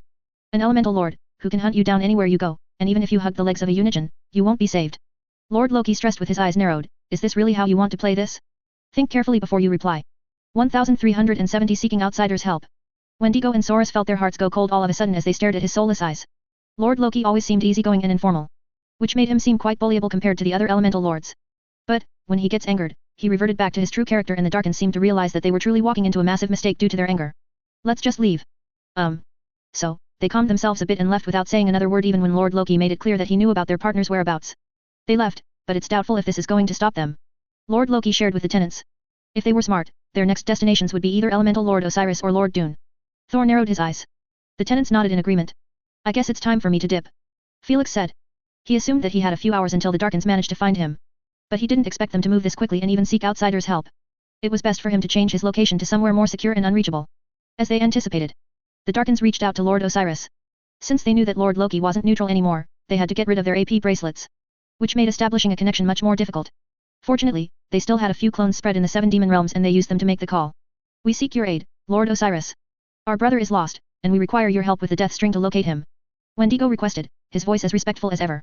He didn't dare raise his voice like he did with Lord Loki as the Lord of Death wasn't tolerable of anything informal. Lord Osiris regarded them with an impassive gaze. His features set in a timeless stoicism. You engage in battles of your own making.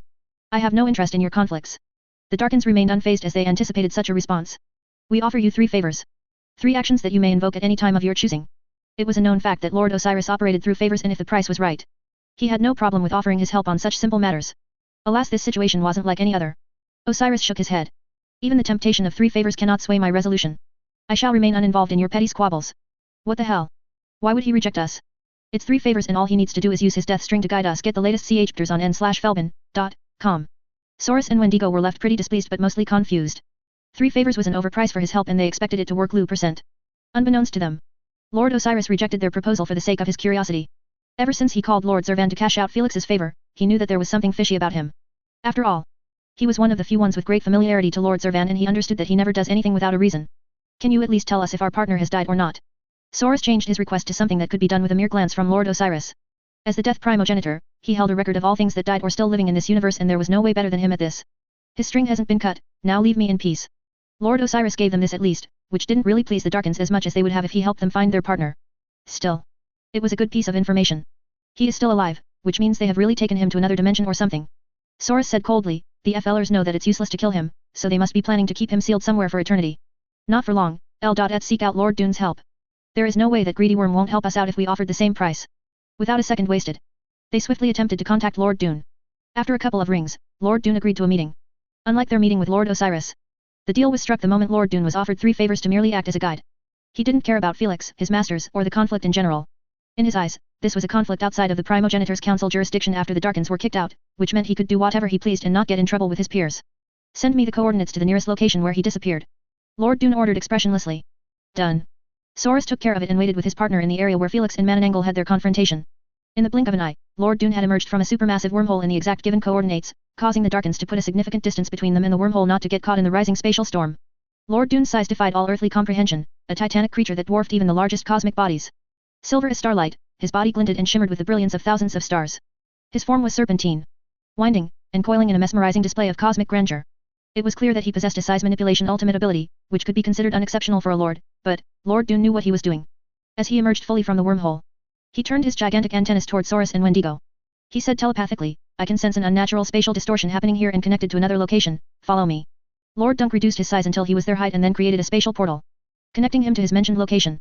As the primogenitor of space, any bizarre spatial disturbance could be picked up by his senses on a galaxy scale, which meant no one could escape from him even if they teleport to the edge of the galaxy. He had billions of years to hone his spatial senses, which was something that most primogenitors don't bother focusing on. There was a small pocket dimension here. Lord Dune shared as he gazed at the chaotic spatial disruption left behind by Felix. What do you mean by was? Saurus frowned, not liking where this was going. You were too late, he must have figured out your plan and escaped before you found him. Lord Dune reasoned, his antennas gazing into the empty cosmos. Even worse, it seems like he has moved your partner into the void realm. SHT, it's that F***er Loki selling us out. Saurus cursed, knowing that the moment they made contact with Lord Loki, he must have told on them to Felix. Meanwhile, Lord Dune could see Felix's trajectory as he was heading deeper and deeper into the void realm. He was like a wolf capable of chasing after his prey from the mere smell, but in this instant, through spatial residue left on Felix's body. I will give you a freebie and open a void portal for you. But my work will be considered done. Lord Dune said. This is not what we have agreed upon. Wendigo narrowed his eyes in displeasure. We made a deal to help up locate our brother. So far, you are just pointing your finger. Our deal doesn't involve getting inside the void realm, Lord Dune said calmly. Now, do you want me to open a void rift for you or not? I am leaving in 10 seconds. Lord Dunk didn't even bother worrying about them not paying up later on because of this. He knew that they were smart enough to understand that if they dared renegade on their favors, he would be the one killing them, not Felix. Elise, wait. Let us think about it. Soros switched his tone, understanding that it was best to not anger their only source of reachability to their partner. What do we do? We should make him create a void portal as close as possible to that brat, Soros suggested. We can then try to kill him or at least free our partner. If things went south, Wendigo asked. The true danger of the void realm wasn't the void energy, but getting stuck in it with the void energy. All primogenitors could survive the disintegration of void energy for a decent period, but it wouldn't matter much if they couldn't get themselves out. I will create a black hole to shatter the dimensions on my point and you can relocate your body somewhere else. You will be weakened again, but it's the only method we have left. Alright, let's do it. Wendigo agreed at once. Knowing that there wasn't much to be done. Layview decided. Lord Dune asked. Open it up, Soros said coldly. We are going in. 1371 facing against his adversities. How deep are you planning to get? It's best to not go too deep to avoid the Paragon, Esna warned with a worried tone. Getting close to an awake Unigen with an agenda is a death sentence. I know. While he said this, Felix was still pushing deeper and deeper with Nemo acting as his aircraft. Obviously, he had his masters with him for protection as he was in his most vulnerable state right now. He had to keep 2 illusion domains active while at the same time keep deciphering Mananangle's true immortality genome's codes on the run. To do this inside the void realm when he knew that there was a much bigger threat inside than outside was a challenge 011 its own. But, he was left with no choice as he knew that pocket dimension was easily breachable if located. How far are you now? Fenrir asked calmly. Probably 10% done. Felix replied, his wisdom eyes fully activated, trying his best to facilitate the identification process. 30% done here. Fortunately, he had his master's assistance as she was also handling a different patch of genes and she was actually much faster than him even without wisdom eyes. We'll better finish it faster. Fenrir's instincts kept tingling. I have a bad feeling. Before he could finish his sentence, a sudden spatial disturbance occurred right in front of them. The moment they focused on it, they realized that it was a void rift opening up. As the hum reached a crescendo, 2 forms emerged from the rift. Wendigo and Sora stepped inside the void, their sudden appearance sending waves of surprise rippling through Felix and the tenants. How? Lord Dune. All of them figured out Lord Dune's involvement instantly as they knew that he was the only one who could be convinced through a deal to join the conflict and at the same time open up portals to multiple dimensions. You aren't running away this time. Before they could think too much about this, Soros was the first to make a move as he cast a massive intense gravitational field around them, causing everyone to feel like they were under a star's gravity. Whoosh. Just like they had already prepared their fighting strategy, Wendigo followed suit by merging with the void realm's pitch black darkness and casting mental attacks at his adversaries. Before either Felix, Fenrir or his master could make a move to block their attacks, Nemo split his body into 2 parts, one part remained as an aircraft while the other part transformed into a supermassive raccoon, with devilish fierce red eyes. Eeeeee. Then, he opened his mouth widely and released a potent intense beam of purified void energy in the direction of Soros. The hell? What is this? The beam was so powerful, it cut through the gravitational field like it was a helpless piece of paper, which left both dark and stunned. Soros reacted swiftly and evaded the beam, but his gravitational field had its equilibrium ruined and caused the intense gravity to collapse on its own, freeing Felix and his companions without needing them to do anything. Though, for the mental attacks, they had to eat them raw. Fortunately, all 3 of them were capable of defending against them. Lady Sphinx's mental prowess was one of the best as she was constantly improving it by managing hundreds of clones on a daily basis. Fenrir was used to Wendigo's mental attacks in his many previous battles with him. Lastly, Felix's mental defenses were quite amazing with Mind Fortress and other mental barriers. 5. He might not take Wendigo's ultimate ability, but he could easily defend against the less powerful ones. Good job, Nemo. But, take Felix and leave, we got this covered, Lady Sphinx ordered as she expelled herself from the void protection. She covered herself in sand barriers, causing the void energy to keep consuming them continuously, but leaving her body intact. Fenrir did the same, but using ice coating. Eeeeee. Listening to her commands, Nemo didn't hesitate to ditch them and speed away with Felix on board, prioritizing his father's safety over anything. *T, he is getting away, Soros yelled at his partner, get him. I can handle them alone. On it. Wendigo didn't need him to voice it as he was already chasing after Felix and Nemo at the top of his speed. I don't have much time before void energy starts getting into me. I need to be quick and kill either that brat or Mananangle. Wendigo thought to himself, his expression as serious as it could be. At the moment, his main goal was to free their partner, and killing Felix was a mere bonus. If he had to kill his own partner to achieve it, so be it.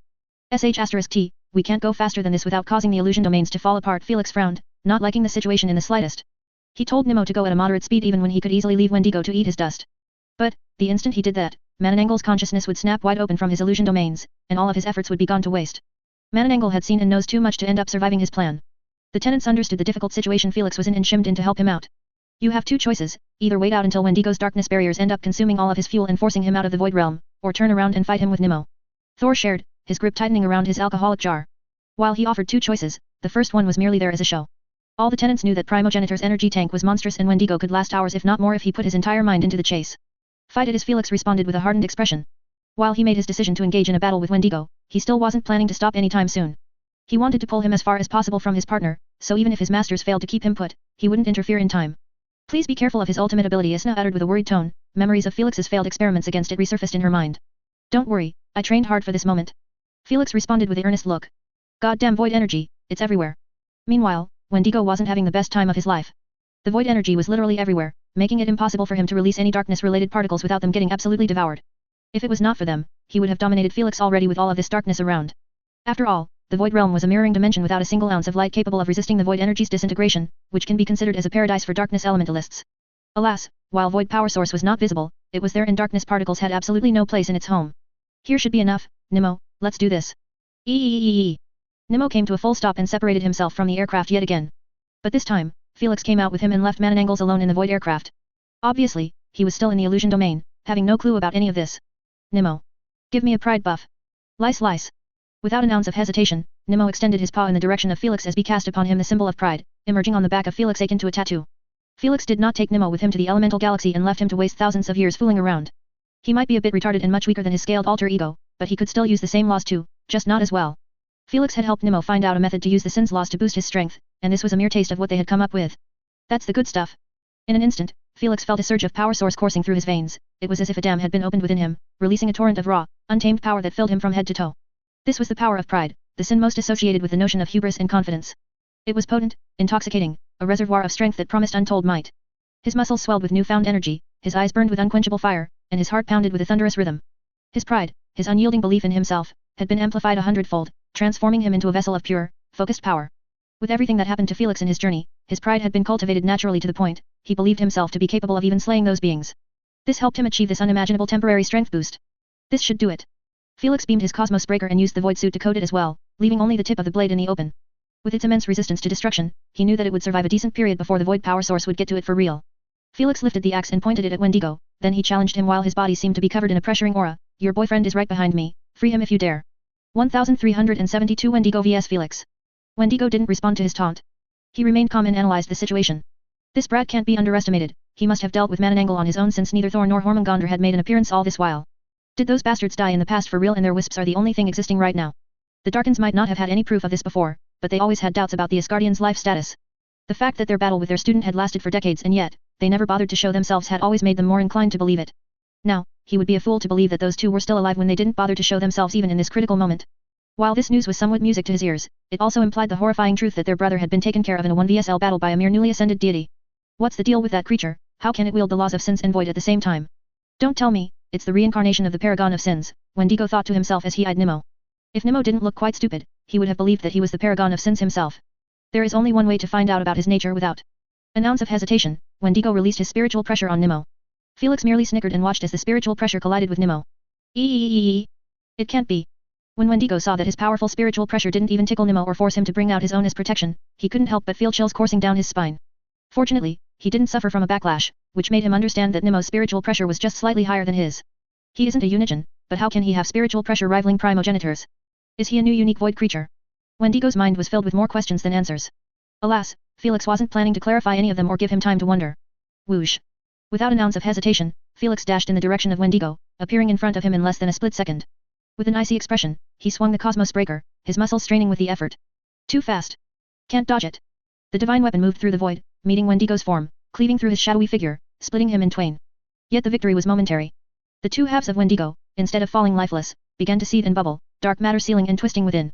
And then, with a shudder that echoed through the void, the two halves vanished, only to re-emerge at another location, stitching back together into a whole, a shadowy specter of Wendigo once again, his figure as intimidating and ominous as before. How can he be so strong? Is it because of the pride symbol? Wendigo knew that Felix was a newly ascended deity, which meant he had only 1 million BF. However, the force and speed displayed in his attack were far from that. In fact, it could be said to have even surpassed him. We are just starting. Felix appeared akin to a ghost in front of him again and this time, he channeled concept erasure palm through his axe and amplified its prowess to the next level. Wendigo did not dare to get himself touched by it as he swiftly relocated himself far away again, causing Felix to keep chasing him down. With his evil vision, Wendigo could never use the guise of darkness to escape from him unless he teleported himself millions of kilometers away. Umbra Cascade. When Wendigo noticed Felix on his tail, he decided to go on offense as he released a torrent of darkness that engulfed everything in its path. Since the void realm was already as dark as a moonless night, it did not seem like he had released anything, causing Felix to get engulfed within it. Umbra Entrapment. The moment he was caught, Wendigo activated the second part of his attack, causing Felix to get assaulted by multiple fear-inducing mental attacks. Arg. Felix felt like his brain was under a constant barrage as his mental defenses might be able to stop the attacks from achieving their end goal, but the attacks made him feel like he was being assaulted by a sledgehammer. But, Wendigo was not done yet. In the midst of their enthralling battle, Wendigo suddenly drew back, his form becoming a looming silhouette against the void. Dark energy swirled around him, condensing and gaining intensity as he focused his power. Enough of this dance, his voice echoed eerily throughout the void. Behold the might of the abyss. Ra. Lat stch pters on n/v//l, b, I, dot, cm. And then, in a split second, he released the built-up energy. The dark matter nova erupted from him like a newborn star, the sheer force of the blast released not an ounce of light particle, but its destructiveness was even more powerful than 100 nukes going off. The ominous, pitch-black wave of power source pulsed outwards, engulfing everything in its path and casting the void into deeper obscurity. This calamitous burst of power, a dark sun casting a terrifying shadow on the realm of the void. The wave crashed over Felix, the harsh dark energy attempting to tear at his defenses. But, Felix didn't let it be. Expand. He enlarged the concept. Destruction power source to cover his entire body after marking dark matter. This allowed him to emerge safe after the explosion settled down. Before Wendigo could react to his useless attack against Felix's overpowered defenses, he was forced into swiftly evading an incoming flying dark purple needle that was covered in a crimson mist. He did not know what it was and his instincts screamed at him to avoid it at all costs. As expected, it will be difficult to hit him with 9 steps of damnation this directly. Felix retracted his finger at the sight, not planning to use this attack again. He had already mastered Hormongondra's most powerful offensive ability, 9 steps of damnation, which would have allowed him to poison Wendigo's soul and even control it to his desire. Alas, even the tiniest needle to deliver this potent poison was easily dodgeable if there was no proper build-up. Fighting in the void realm was just as much annoying to Felix as it enforced him to cover his elemental abilities in concept destruction power source to keep them safe. Suddenly, Nemo made his own move after noticing that Felix was struggling to land a hit on the slippery Wendigo. What the hell? Wendigo's expression turned pale as he suddenly realized that the void power source around him was growing more and more potent by the millisecond. His darkness barriers were falling faster than his own thoughts, forcing him to do nothing but keep creating new ones. Nemo might not be as great as his alter ego, but he could definitely make Wendigo's life hell in his own realm. Good one, Nemo. Felix grinned coldly and took advantage of Wendigo's inability to jump around. In an almost casual movement, he reared his arm back, the imposing form of Cosmos Breaker glinting with a deadly aura. Its blade was covered in a dangerous layer of soul poison. The blade pulsated with a ghastly light, its poison threatening to corrode the very essence of life. With a sudden forward thrust, he hurled Cosmos Breaker toward Wendigo, the weapon cutting through the void like a comet. Its path was unerring, the blade aimed directly at Wendigo's heart. The silence of the void was broken only by the lethal hum of the poison-covered blade slicing through nothingness. Wendigo watched as a death in the form of the poisoned blade rapidly approached. He showed no fear, only cold, calculating eyes that saw through the deadly intent. In the final fraction of a moment, Wendigo invoked his most trusted escape ability, Darkness Relocation. 1373 Nemo's Domination. His form turned into an ethereal cloud of darkness, dissipating and reappearing somewhere else in the void realm, narrowly avoiding the lethal strike. Even with Nemo's lockdown and Felix's hasty actions, it was still not enough to land a hit on Wendigo. Nemo didn't seem too pleased with his failure, as he ditched Felix behind him and rushed in the direction of Wendigo, sensing his existence even though there was a significant distance between them. Forget it, he can handle him alone in the void realm. Felix was worried for a second, but then, he realized that he needed to be worried for Wendigo. Nemo might not be able to face Wendigo in the matter universe properly due to the lack of experience, but in the void realm, he had all the tools to make his life a living hell, and force him to continue running away. So, instead of going after them and holding Nemo's back, Felix returned to Mananangle's side and did something no one would have expected. He made Anangle wear his void suit and then he took him out of the aircraft. Without hesitation, he took off in the opposite direction. As for him combating the void energy, he used no other than concept destruction energy to cover himself and marked void energyle. Its erasure prowess isn't as good as with other elements, but it's better than nothing. Felix commentated as he watched his destruction particles fighting off against the void energy. Since both energies were destructive in nature, they were seeking to eliminate each other. However, his destruction energy was coming on top as it was the origin of destruction itself. Check on Nemo quickly, Isna rushed him with a concerned tone. While Felix knew that Nemo would be fine, he still switched his focus to his wisp inside Nemo's consciousness space, then, he saw everything in front of Nemo. Raw stch pters on n/v//l, b, I, cm.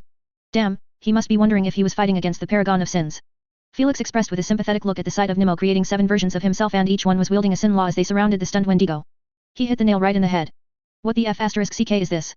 Wendigo kept looking around him, sizing up each copy of Nemo and its sin symbol above their heads. He didn't feel an ounce of elemental energy coming from them, which made it confirmed that Nemo was wielding all the laws of the 7 sins. This removed any more suspicion of Nemo being a more unique void creature. Nemo controlled the clone that used the law of greed, tapping into its magnificent power. Though, even as the law's guardian, he still had to pay a steep price to invoke its powers. His energy wavered for a moment before allowing his consciousness to fragment. The essence of him, a fragment of awareness, detached and got devoured, as the price for invoking such a mighty law. He grimaced, the pain sharp but transient, but, it was worth it. Reality around them seemed to quiver, as though a stone had been thrown into the tranquil pond that was the universe. A sphere of distorted reality formed around Wendigo, an area manipulated by the power of greed. Within this sphere, all was subjugated to Nemo's will. What is this? A rush of fear crossed Wendigo's features as he felt his control over the darkness element wane, slipping away like water through his fingers. His powers were smothered, as though under a thick blanket, leaving him stripped of his natural abilities. I can't feel the darkness around me or in me, what the hell did he do? Wendigo felt completely naked in this new environment as he kept trying to connect with the darkness particles, but none were responsive. If Nemo could speak, he would have told him that he used his greed law to wish for the erasure of darkness particles in this entire area. See, it was like he made a request to the universe and the universe obliged. Nemo wasn't done yet as he took control of his clone responsible for the law of envy. Then, he used its unfathomable powers to transform his clone into his father, possessing all of his ability SL skills, and even his overpowered physical strength, becoming a deity in the blink of an eye. The only thing he couldn't copy was Felix's intelligence as Nemo still squealed while making his move. He extended his palm forward and released a torrent of uncontrollable destruction energy in the direction of Wendigo. He might have copied Felix's stuff, but he wasn't anywhere close to using them as effectively as him. This allowed Wendigo to evade this apparent attack even when his darkness control was taken from him in the area. Damn, if Nemo merged with his alter ego and possessed his intelligence back, he will be unstoppable. Unigens sure are scary.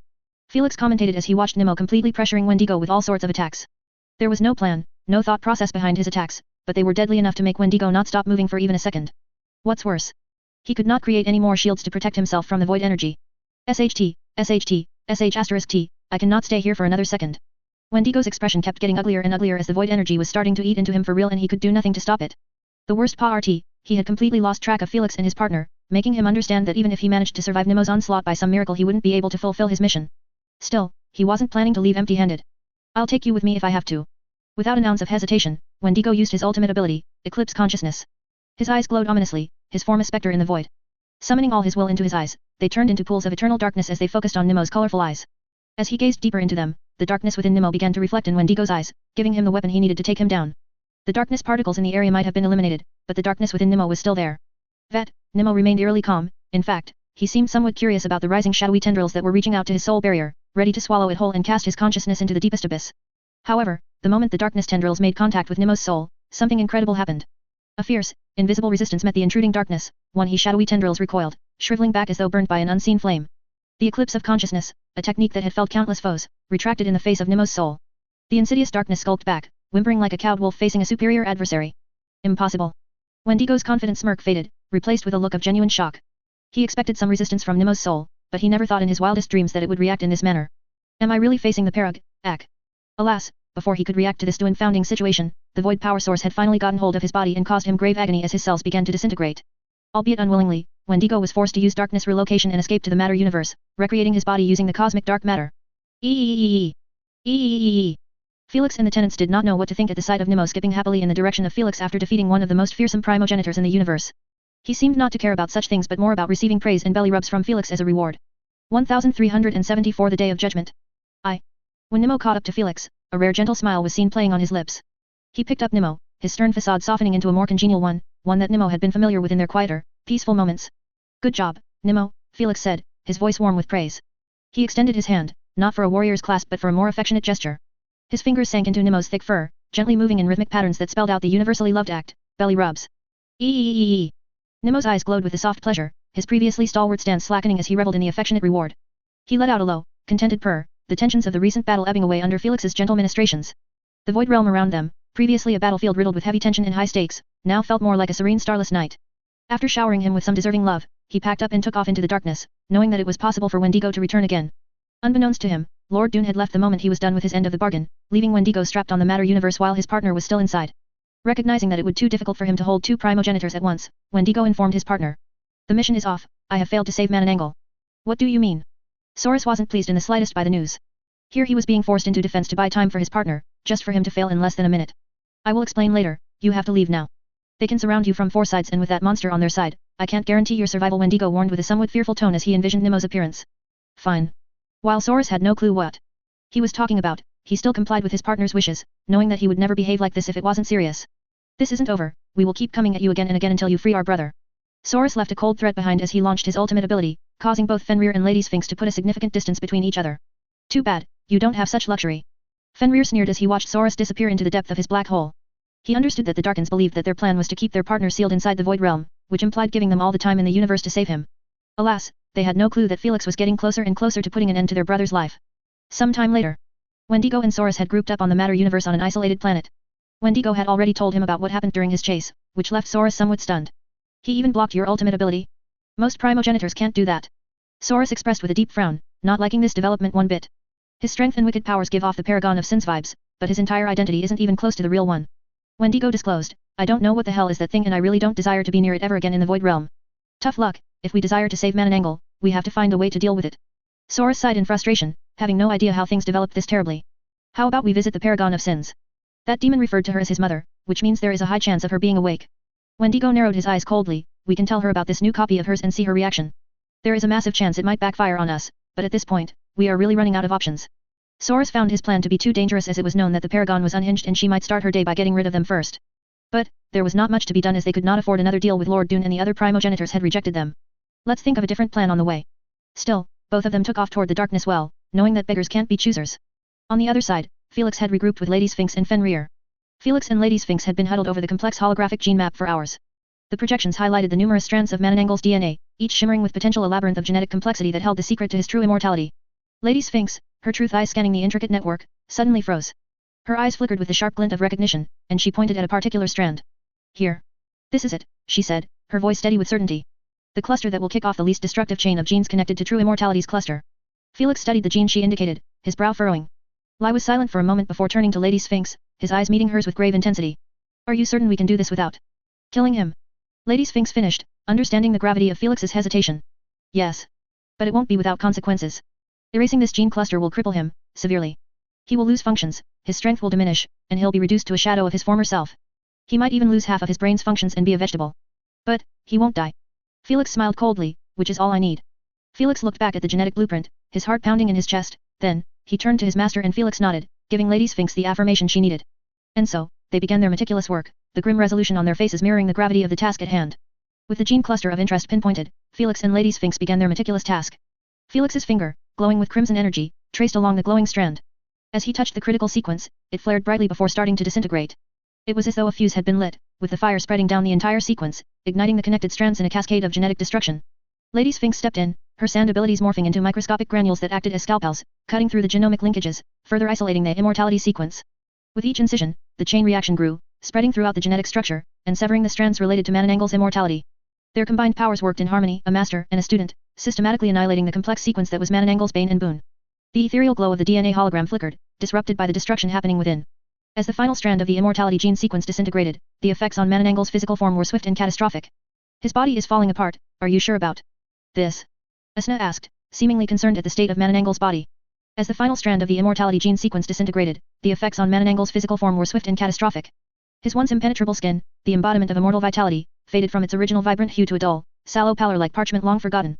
It shriveled, clinging tightly to his bones, the underlying musculature having melted away, leaving his figure a mere shadow of its former self. His once formidable physique, strong with centuries of accrued strength, seemed to evaporate before their eyes.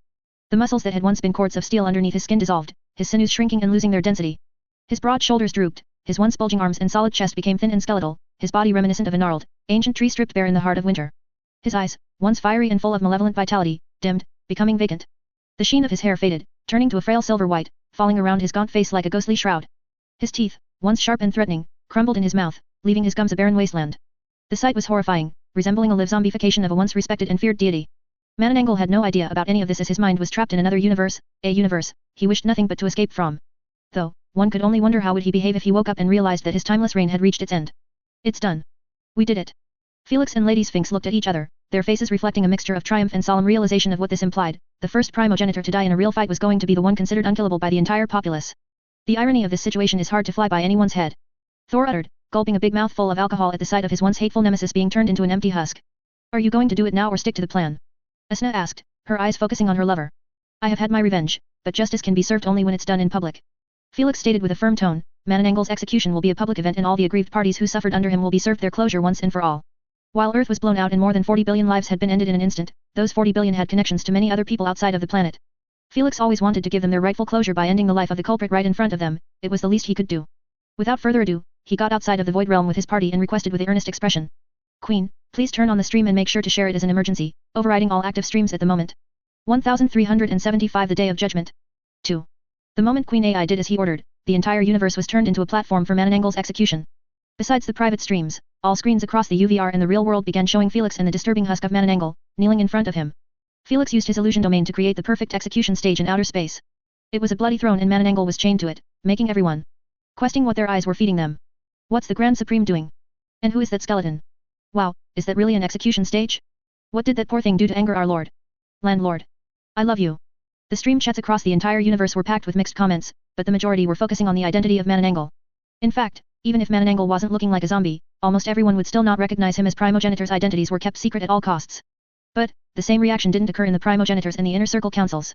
What they, ls that really Malia? Kumiho covered her mouth in shock. They actually caught him? What have they done to him? Why didn't he kill himself already? Erebus fixed his posture into a serious one. He knew that Mananangal was an irritating opponent due to his ability to blow his soul and start fresh again, and no one could take it away from him. Yet, here he was, before all of his peers and the mortals he despised, appearing as worthless as a fugitive living in a sewer. Looks like the Grand Supreme is finally going to get his revenge, though, doesn't he know that killing him will be doing him a favor? It can't be. King Tresnor commentated as he watched the stream with the rest of the inner circle leaders. Maybe he is doing this to humiliate him. Most likely. All the inner circle leaders nodded in agreement. Before they could continue their discussion, Felix opened his mouth, his voice, deep and steady, echoed not just within the chamber but in countless homes, taverns, and public spaces. Good evening, citizens. Tonight marks a turning point in my long fight against tyranny and evil. The bracelet projected a live image of Mananangal, his frail body barely visible in the dim lighting, chained to the once majestic throne now covered in crimson stains. The once mighty deity was now reduced to a hollow shell, his grim image a stark contrast to his former invincibility. A lot of you won't recognize him, but this fiend's name has spelled doom, death, and despair for innumerable lives, but tonight, justice will be served. Felix began listing Mananangal's heinous crimes, his words painting a chilling picture of the monstrosities committed. He is the culprit behind the destruction of my home planet, the death of tens of billions of lives, and most importantly, the start of the war between the Void Nation and the three allied races, which almost ended with their extinction. Even worse, he has been known for cannibalism of fetuses. Felix paused, letting the weight of each crime sink in amongst the silent listeners. When everyone heard the last part, shivers coursed down their spines. Everyone was used to wars, fights, deaths, and such, but when it came to eating fetuses, even the most hardcore of them all couldn't help but feel their hearts set ablaze. Bastard. Meanwhile, Saurus and Wendigo were left absolutely fuming after seeing how their brother's name was being soiled in public and before no other than petty mortals and their peers. Relax, he can curse him as much as he wants as long as he kills him. Wendigo said coldly. While this situation was humiliating, he would rather have this way than seek plans to rescue their partner from the belly of the Void Realm. Plus, he knew that even if they wanted to rescue him right now, it would be impossible without Lord Osiris or Lord Loki's help. Even Lord Dune wouldn't be helpful. Since Felix's spatial tracks were left in the depth of the Void Realm and they had no clue about its initial location. So, they could only sit tight and watch the situation unfold. And now, Felix said, turning his steely gaze back to the figure chained to the throne. In front of trillions of witnesses, justice will not be denied. Let his downfall serve as a stern reminder that no one, not even the seemingly immortal, is beyond the reach of karma. He reached out, and the bracelet zoomed in on the figure of Mananangal, capturing every twitch, every shudder of the once great terror. Felix had finally awakened him from his everlasting nightmare as he did not want to execute him without him knowing about it. As Mananangal opened his eyes slowly, the Darkins, the primogenitors, and even the inner circle leaders were left stunned. Is he crazy? He will kill himself at the first second and take him too. What is he up to? All of them believed that the instant Mananangal regained his consciousness, he would blow his soul and take Felix with him. Alas, what happened next changed their entire assumption. Mananangal's eyes snapped open to reveal dilated pupils that darted frantically about, struggling to take in his surroundings. Where am I? Is this another news cycle? What else did he plan for me? Why is my body so weak? Mananangal felt an immediate sense of horror coursing through him. His surroundings were unfamiliar while his body seemed to have been made out of chopsticks. When he saw Felix standing in front of him, he actually felt relieved that his imprisoner had finally decided to show up. But, his anger still had taken the best of him. I spent 3 million years inside that cursed castle. Mananangal gritted what remained of his teeth. Why did you show up? Are you planning to change the torture method? If so, do it quickly and **CK off. While his voice sounded husky and almost inaudible like he had no energy to speak, it still caused the viewers to either be left confused or stunned. 3 million years? Torture? No one knew what he was talking about, not even his partners, which made him seem like a madman who had lost his mind. No more torture, it's time for you to join the universe as cosmic dust. Felix uttered calmly while he was lifting his magnificent Cosmos Breaker axe above Mananangal's head. The shimmering sharp blade was covered in crimson mist as Felix had no plans to send Mananangal into the spirit realm. What are you doing? Cough. Cough. Suddenly, Mananangal's vision became blurry as he coughed a great quantity of black blood into the ground. What did you do to me? He muttered, his muddled eyes focused on the sickly-looking black blood. La test noveles on, n, fell by /co. When he looked deeply into it, it finally dawned upon him that he could not feel his immense life force and longevity in it. It was like the blood of a 3 days dead cow, something that should have never been associated with the blood primogenitor. I have just removed your most trusted source of confidence. Felix shared with an indifferent tone. You are no longer immortal. You're lying. This is another illusion, no one can take away my immortality, no one. The more Mananangal tried to scream, the lower and huskier his voice had gotten like his own throat could not support such effort. Believe as you will, but tell me this. Felix asked calmly, do you wish to bestow your blood manipulation upon me to preserve it? While it sounded shameless to ask for one's manipulation while being his executioner, Felix really wanted to take it to preserve it. He had no intentions of keeping it on him as he planned on passing it over to his friends or someone worthy of it. He had only one last spot for a perfect manipulation and he had no intentions of using it for blood element. Fortunately, he was not even put in such a position in the first place as Mananangal sneered coldly in his face. I knew it, this is a ploy to take my manipulation from me, which will truly removes my immort. Goodbye. Slice.